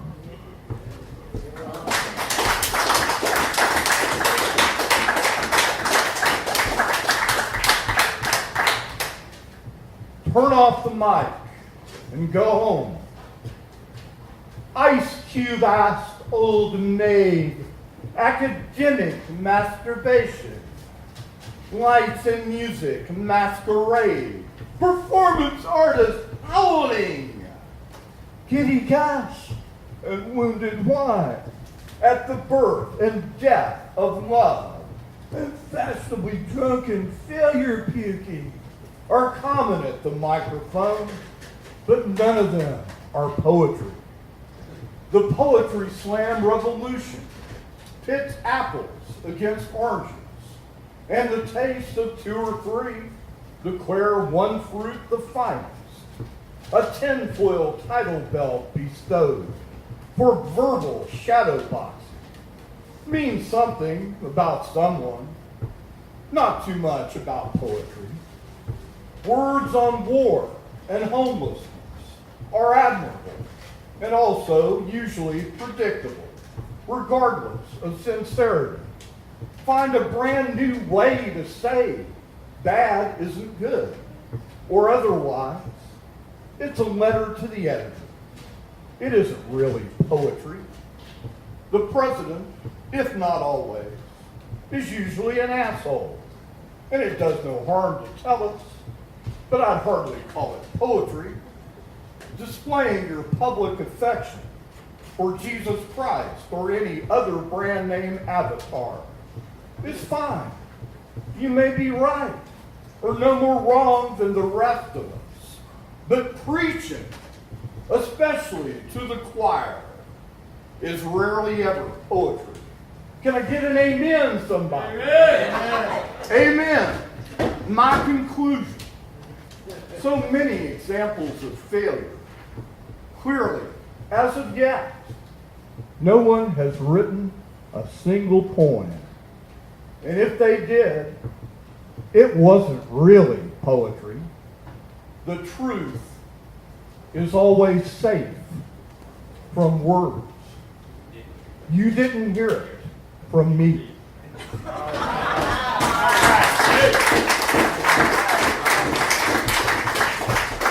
In a moment, I'm going to bring up one of our headliners, but someone remarked on this poem banned in Murfreesboro. And I haven't done it in many years because it was written by David Randolph, and he and I are no longer friends, and he accused me of stealing this poem from him, even though I told him, you mind if I read this? He just didn't like that it got popular. So it got written. That's the important part. Banned in Murfreesboro. Charlene had a wonderful gig. Why, she could do Lucy. She could do Carol. She could even do Aunt Bee. And her name was Charlie when she took off her wig. She got banned in Murfreesboro. Then Spanky had another idea, a wet t-shirt contest. But this time the girls were real.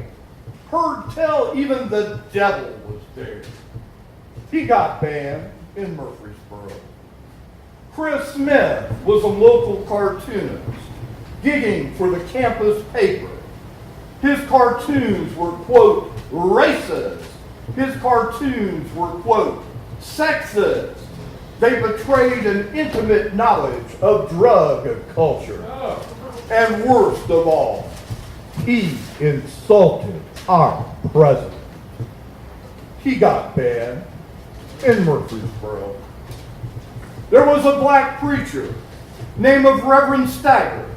He said, in Murfreesboro, we ain't got no problem with race relations, because we ain't got no race relations. He got banned in Murfreesboro. A little boy was watching the news on TV, and he said, Mother, is it true that all the cops in Nashville are fags? It was on the TV. It was in the papers, the Nashville papers, on the radio too. But that little boy got banned in Murfreesboro. You know, rappers rap about anything these days, when they even rap about sex before wedlock. They were listening to rap music on the school bus, and it offended Junior's Virgin Baptist ears. Yeah, rap music got banned in Murfreesboro. I heard Jesus Christ come back again. Brothers and sisters, I'm talking to real McCoy. He said, judge not, lest ye be judged. You got it.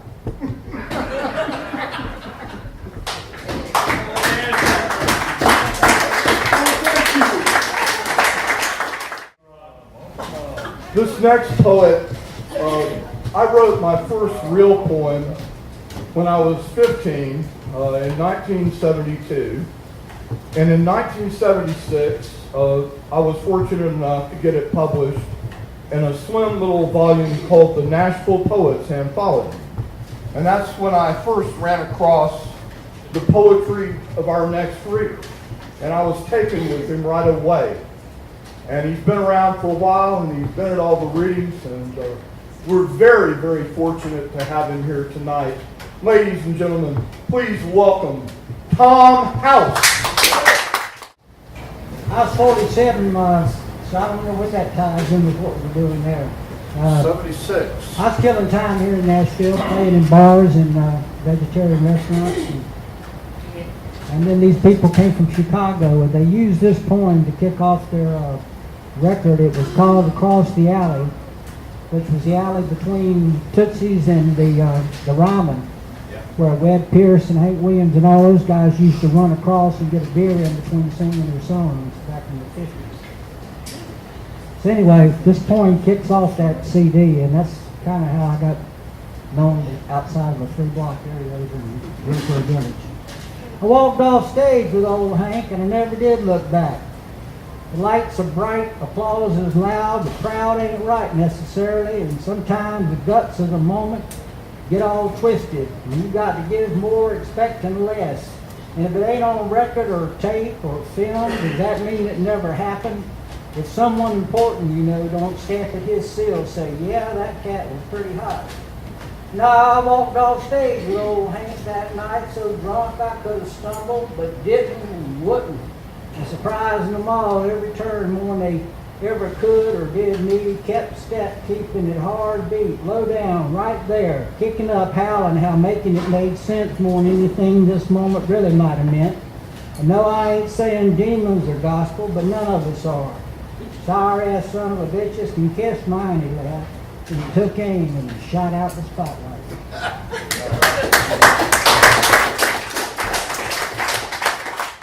Whose business is sin? Let me think about it now. The prophets, the bosses carry as crosses, the chunky-cheeked priests, lily white congregations, the cops on the street, organized crime, the judge and his friends, the whims of the time, nickels and dimes, and who can afford justice? Good Lord, the community skin's too damn thin. Say it again and you better believe it. You live in a crowd, you can't have too much insurance. And don't get too loud, keep your eyes to yourself. You get too out of line, you don't fit in anywhere. Move along, keep the change sort of thing.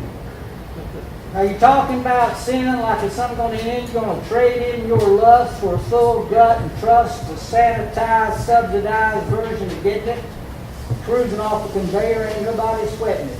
Succeed as a need, as a right, as a creed, as your back starts to bend and your balls start to bleed.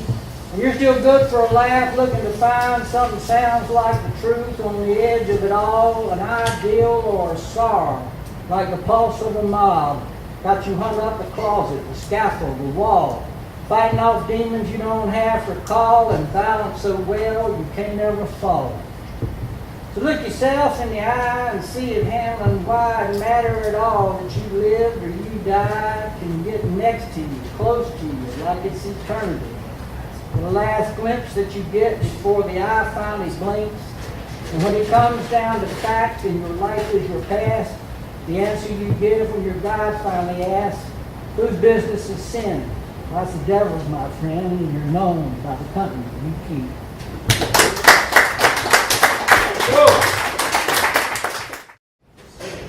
Sing. We're good. I can't sing this again. This is called The Exhibitionist Prince. The moon spins on a bar stool. Dogs curse their collars. The exhibitionist serves his time as preamble to his area. Zippers keep him honest. He's a rough draft of a tough guy who cries at the bottom of Pandora's box, the original Beefcake Kid. Flexing his muscles, raising his sights, and there's no one bold enough to remind him that sometimes an audience is the only friend a naked man deserves.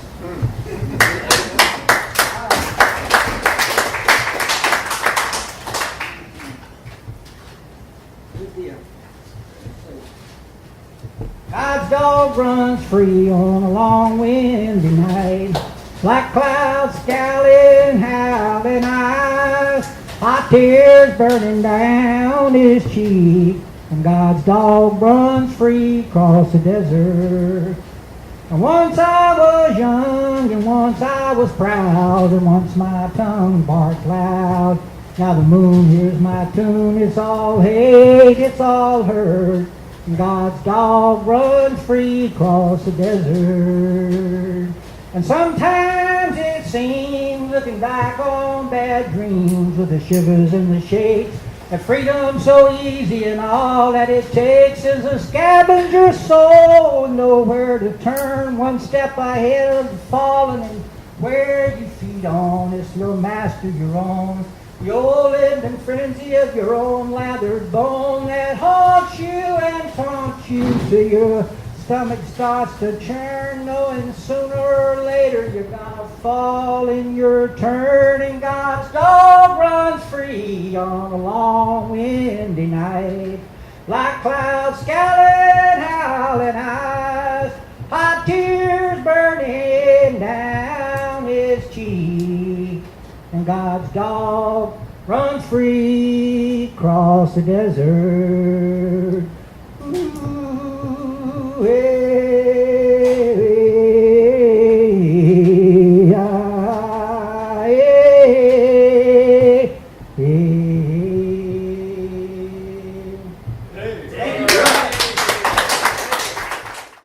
Oh, a long time ago, I was sitting in English class at Hillwood High School, back about 1974, bored out of my mind. And the teacher said, today we're going to have a real poet. And I was very excited because I had met some poets by that time and was thrilled. And then I got to hear him, and the stuff he read stuck with me for another 8 years, stayed in my head. And then the first night I came into Windows on the Cumberland, I got to hear it again. And I get to hear it again tonight. And I'm so happy to tell you that one of our true elders and one of my role models is here, the Jefferson Street poet, James C. Floyd.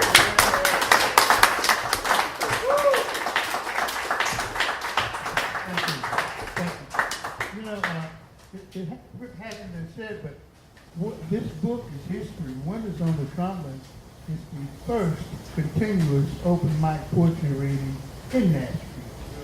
There will never ever be another place like it. You know, they brought Charlie Fenton's personality brought all kinds of people together. We had Mark Drummond from Vanderbilt, Dr. Helen Cotton from TSU, Malcolm Glass from all the way from Clarksville.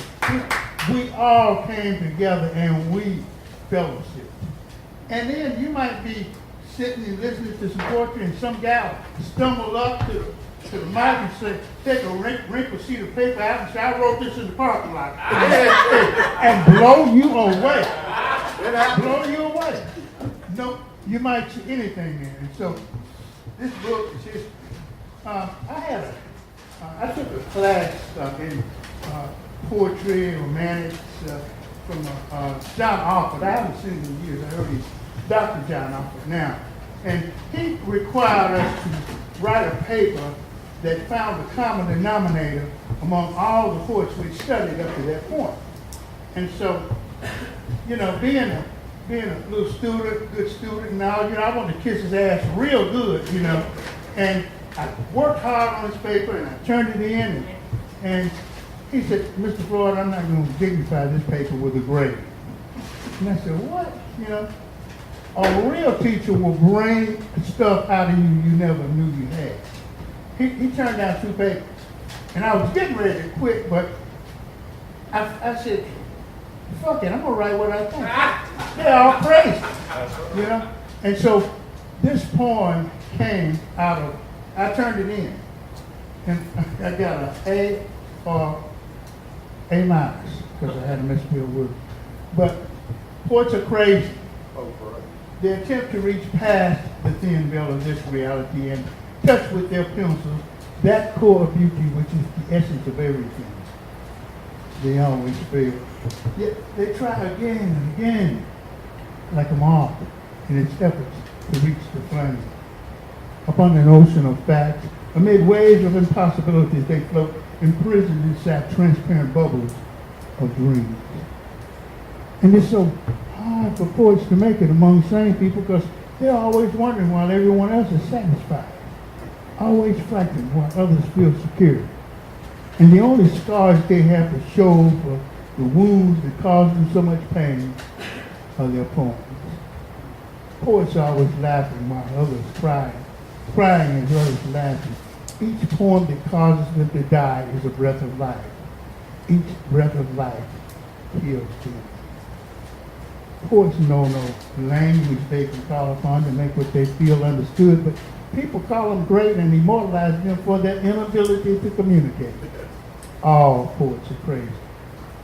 And every time someone says, I understood that poem, they say to themselves, how could you have understood that poem? It wasn't written for you to understand it, but yourself. Then you would know how much I love you, though we've never met before this. And that would cause you to cry for me as I bleed for you. For only in a mixture of my blood and your tears will there ever be found understanding. So that makes poets crazy people who step on broken glass to keep from walking on the flowers in their efforts to find something that will empty them as it feels good.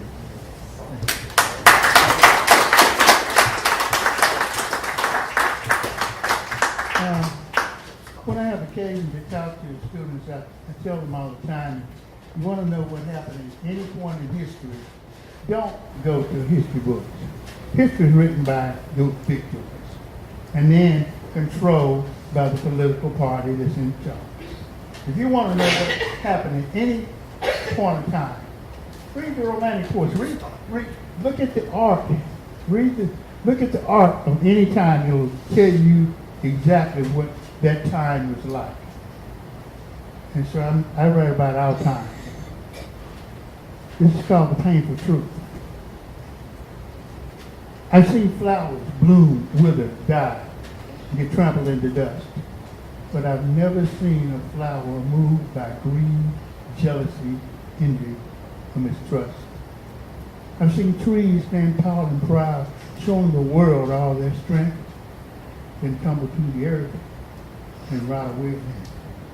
I've seen the tree bend against the wind to protect the land, but I've never seen a tree destroy another tree just to prove it can. I've seen a rock lying on the ground, unable to move a single grain of sand, turn into a deadly weapon when held in the palm of the hand.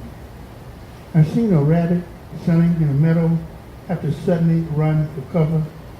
The poor little rabbit fears just about everything except a jealous lover.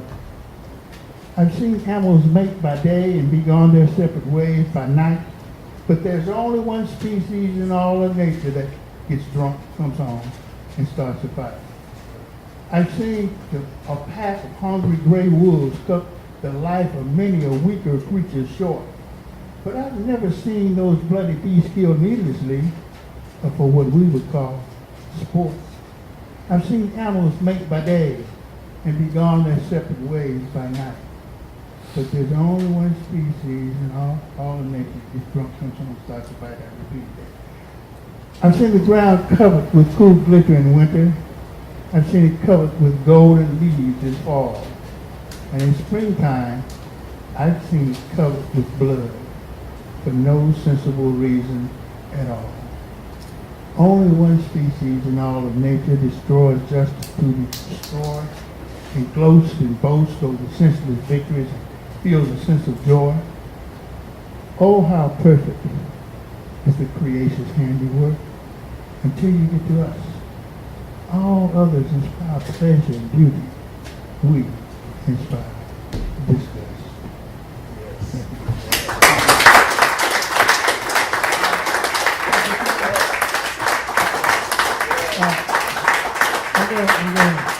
I'm going to do two more poems. This one is called Random Unimpulses, and it's about those things that we know in our gut, but we suppress and never allow to reach the conscious level. Think tanks, wed PR firms, and give birth to icons who grow up to fall for paradigms and stand for products. It's all about money. Politically correct leaders vote on moral issues for paychecks that don't quite measure up to the standard of living that comes with the job of never having enough power. It's all about politics. And if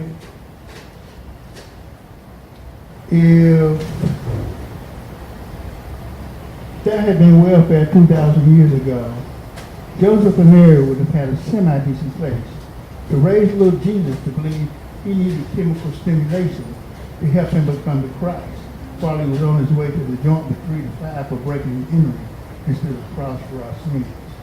Because it's all about religion. And if 12-year-old virgins had rose bushes in their undies, some old clergy would have thorns in their brains.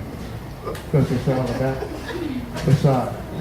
And if I say this poem is going to upset a few on apricots and shockwaves through the crab syndrome and probably piss and praise, but that's okay. I never filled out an application. Because being an icon don't mean nothing nowhere. It's all about spirituality. Last one.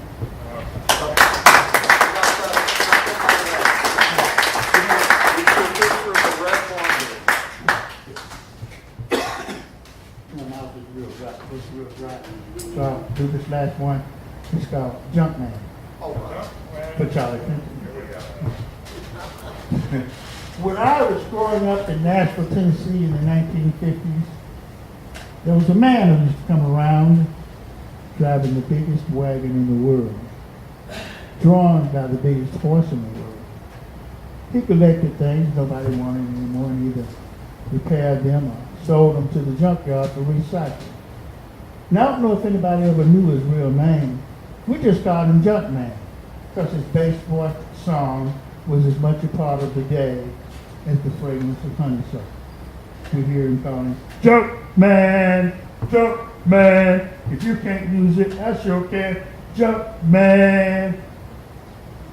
Junkman used to tell us kids stories on warm summer evenings so our mamas called us in for supper. And everybody respected Junkman. But what Junkman did was Junkman's business.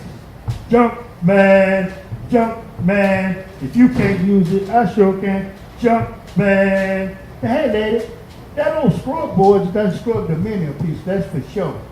But you ain't got no need of it no more. Junkman. And that wet rock, it's done sharp to many an axe and helped Grandpa collect his stocks and relax. But its days done come and gone. Just throw it in my wagon. I'll take it on. Junkman, Junkman. If you can't use it, I sure can. Junkman. And what about that spinning wheel all broke down? It ain't doing nothing but just laying around. And say now, let me have that book of poems by Langston Hughes. The one with the covers all missing. That man sure has some powerful words to say back then, but nowadays, ain't nobody listening. Junkman, Junkman. If you can't use it, I sure can. Junkman. Now, what about that tub you call rainwater for Grandma's hair? Or Grandpa's old wicker rocking chair? If it's broke or it's rusty, I don't care. Junkman. Stuntman's been gone a long time now, and I can't say exactly when he left, but I often think of him. You know, sometimes it seems like when Stuntman left, he took all the good stuff with him. Jumpman, Jumpman. If you can't use it, I sure can. Jumpman. Thank you.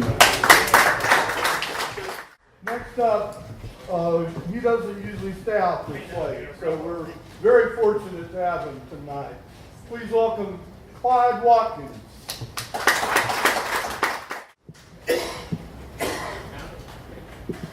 Pardon me, I want to try to be heard, and I'm trying to get organized at the same time.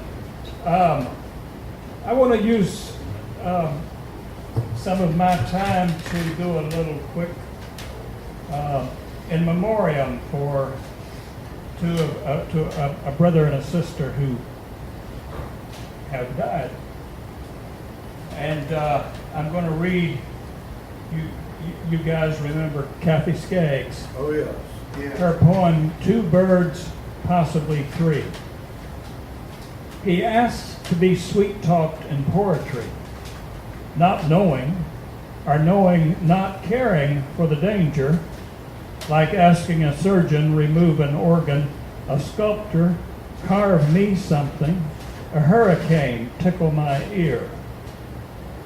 But the poet merciful instead says, you're a dear and charming, classy, clever, courteous, brave, and true, and don't forget handsome, strong, tall, all the things men should be, and often aren't, especially generous. Two Birds, Possibly Three by Kathy Skaggs.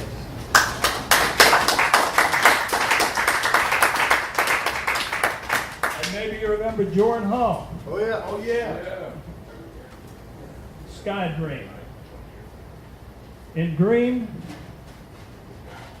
my arm was cut, and as the wound tore open, as the ripped muscle parted, no crimson blood spilled out, but blue sky, light and transparent, flowed from the jagged slit and unfurled into the atmosphere. Sky poured out of me and mingled with the constant blue of that other, greater sky. Jordan Hall.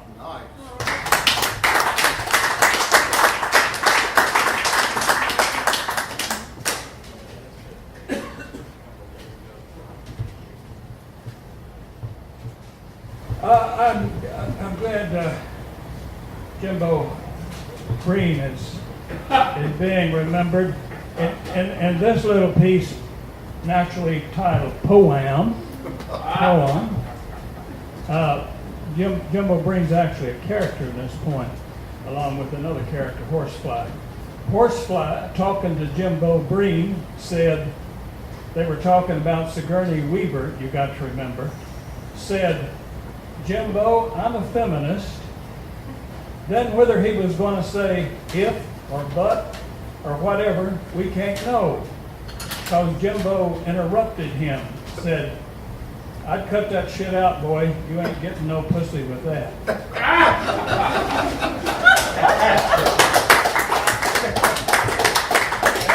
was back, there been some articles about women being disappointed with the overly sensitive men around.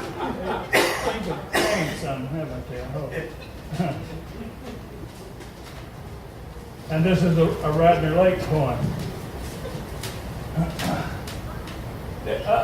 A large number of people here have the good sense to ignore what I perceive to be as a rule in poetic circles against writing about God. Like I say, a number of you guys approved that wasn't a widely obeyed rule, and yet I perceived it at one time. And truth is safe from words, and here goes. Don't get excited when I say One reason God loves cedar trees at night is it's so dark in there, he can hide and watch us up close and no one see he's there, and that tickles him. It's just a description. It's just to make you sniff the black between the unseen laced green branches. There are two rules against writing about God. The one that's in fashion in poetry now, and God's own older one, which we are incapable of breaking. Don't get excited. If tonight you were here by the water with me, looking into this cedar, we could be puzzled together how close we seem to being able to say what the mystery is. Certain it is something we know. I can call it God if I want to. It is safe from names. Yes.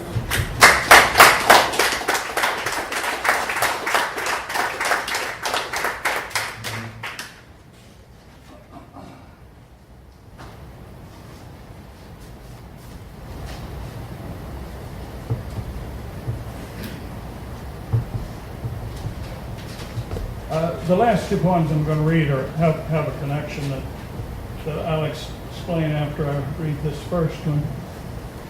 Radnor Lake closed trailhead bench. Before I can stop her, the muse sets a trap for beauty in the tops of the blue ash trees. She wants shadows blackening the gray bark right next to sun splashes, both hues blued over by jade colonies of lichen. All around the shifting of the leaves, so slight, both shade and naked light seem flex to shift, but don't. And wherever they meet seems a seam of stillness and motion. She catches that beauty, and I make her let it go.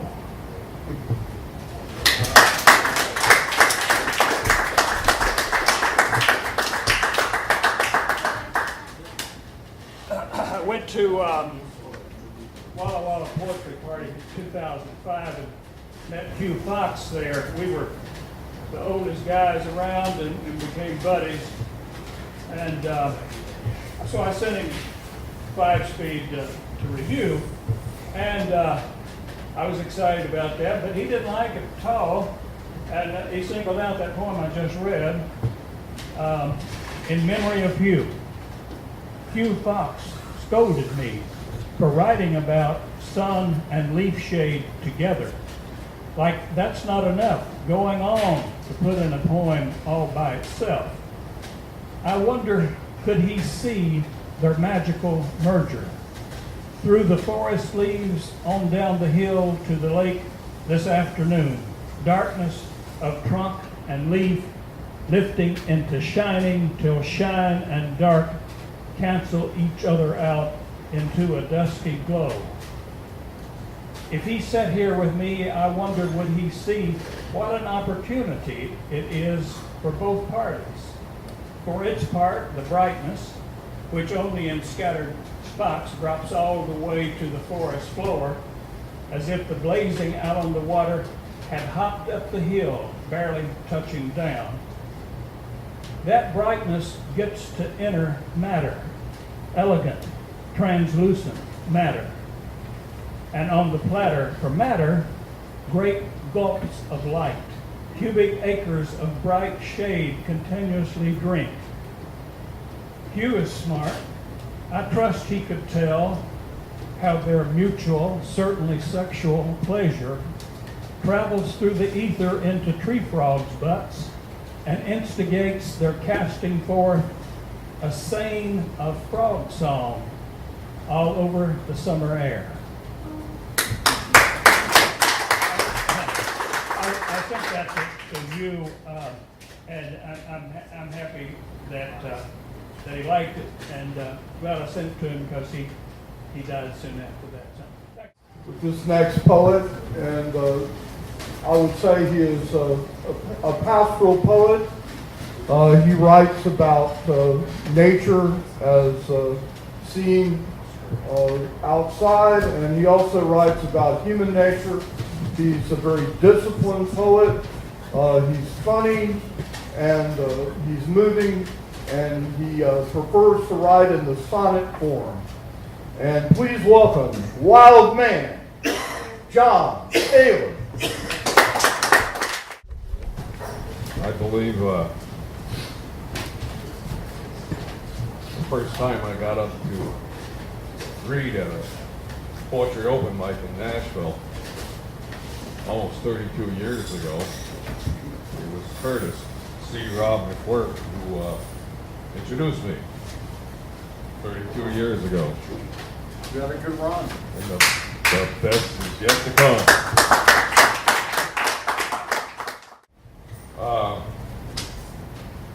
This poem I'll start out with is called A Bukowski Quote. When I am a blind old dog, blind with my nose in the sun, turning in circles to catch the scent of the herd, when I am a deaf old hound, deaf to the jargon and blather of political correctness that wins praise and prizes and publications,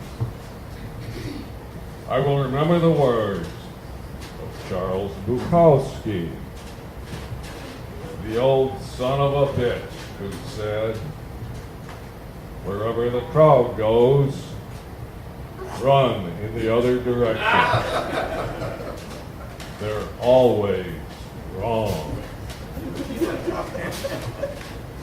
When I am a lame old cur, bitten with the fleas of poetry.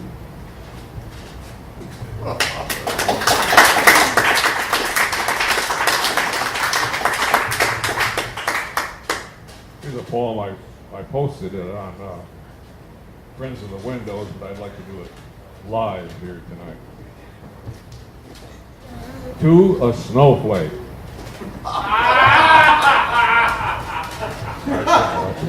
The devil made me write this. Okay, you decided to read it, okay. A poem is supposed to make you feel uneasy. It's supposed to move you out of your comfort zone. Yeah. A poem is supposed to challenge everything you've been taught to believe in at home and at school. All right. If a poem doesn't make you shit down both pant legs, it hasn't done its job. It hasn't earned the name of poetry and hasn't done what a poem is supposed to do. Amen.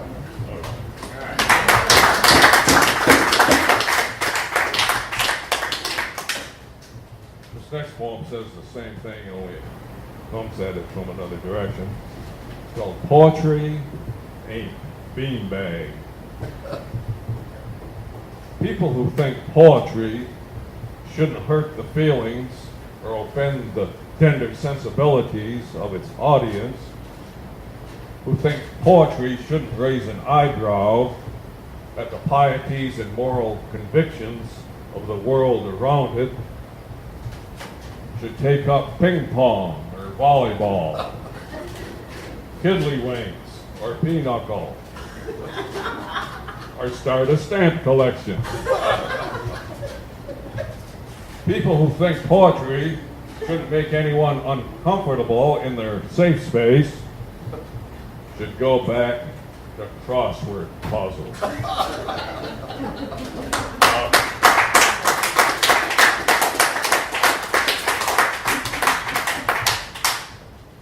I'll shift the focus a little bit. This one is called I Sing My Song. Here in the land of the New Jerusalem, where Jesus is an usher in the church of the almighty dollar. where the God of Abraham polishes the boots of Mars, God of war, and highest in the heavens. Here in the land where the pulpit of true religion sees and hears and speaks no evil, lest it lose its tax exemption. Where courtiers in the halls of Moloch swear their oaths on the Bible of divine inspiration.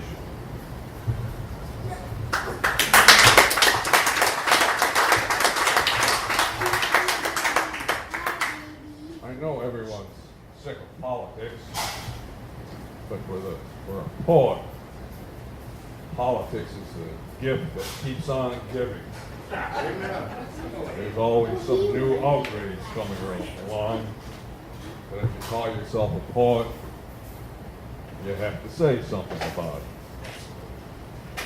I don't know what that has to do with this next poem, except that it is about politics. It's called Give Them Football. The history of this great country is too unspeakable to be taught to school children. The tales of what the conquerors did to the land, the trees, the bison, the native and enslaved people, would send the students hysterical into the streets, rioting in horror and disbelief. And this before they had begun to learn what their country has done abroad and is continuing today.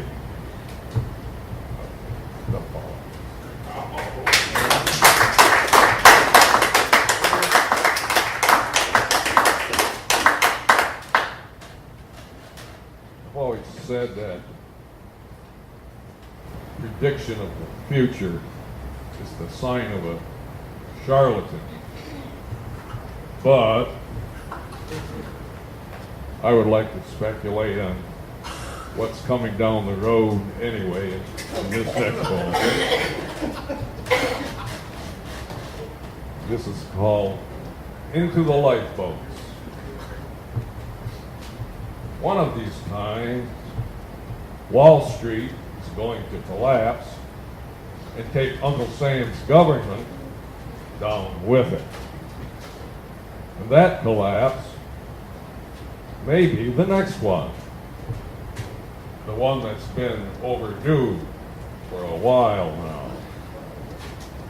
And when it comes, things may get worse before they get better. For black and white and in between, male and female, gay and straight, and the rest of the 64 genders.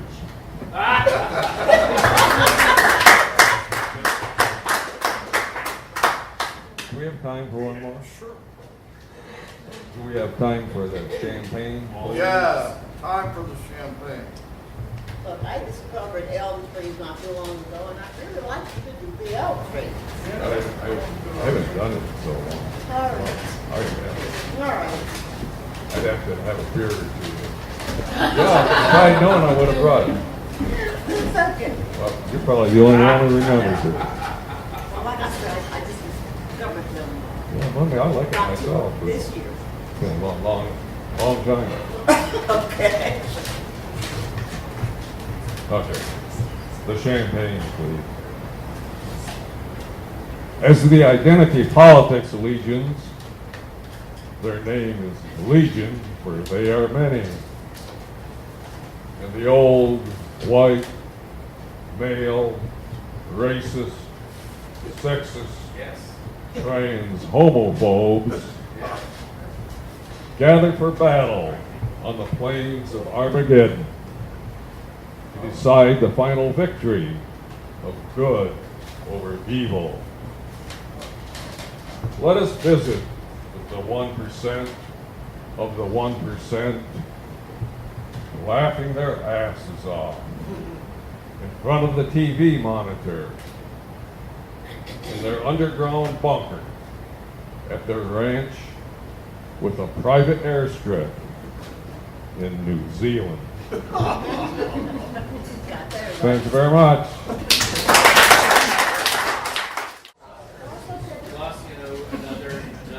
Well, I wanted everybody to see the guests before we go. I wanted Charlie to approve it because I asked his permission that these be made. And Maxine saw to it. And would you like to read something? I remember 30 years ago you asked me that same question. I did want to say something though. One of my favorites, one of the crowd pleasers was David Duffy Young. And David is fine, his health is good, he lives in West Virginia, but he has a beautiful wife who's ill and wasn't able to come tonight. And he asked me if I would just read this little note that he said, the poets did gather in their fortunate time, some to give prose, some to give rhyme. Yeah. Okay. I did plan to be there to give my 2 cents. I won't be able to make it. Miss them I shall. Jimmy, Tommy, C-Rod, James. Yep. And you, Finn. Me pal. Me pal. He says stuff like that. Me pal. Doesn't that sound wonderful? That's cool. Next time you go to see somebody, yeah, it's me pal it is. Here's to all you pals. Thanks for all these years. Thank you so much. I have to tell you, I really did make money on poetry. It's crazy, I know.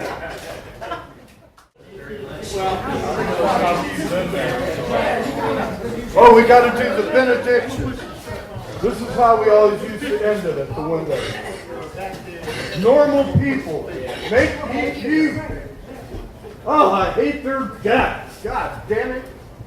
But to my great good fortune, there are none on this planet.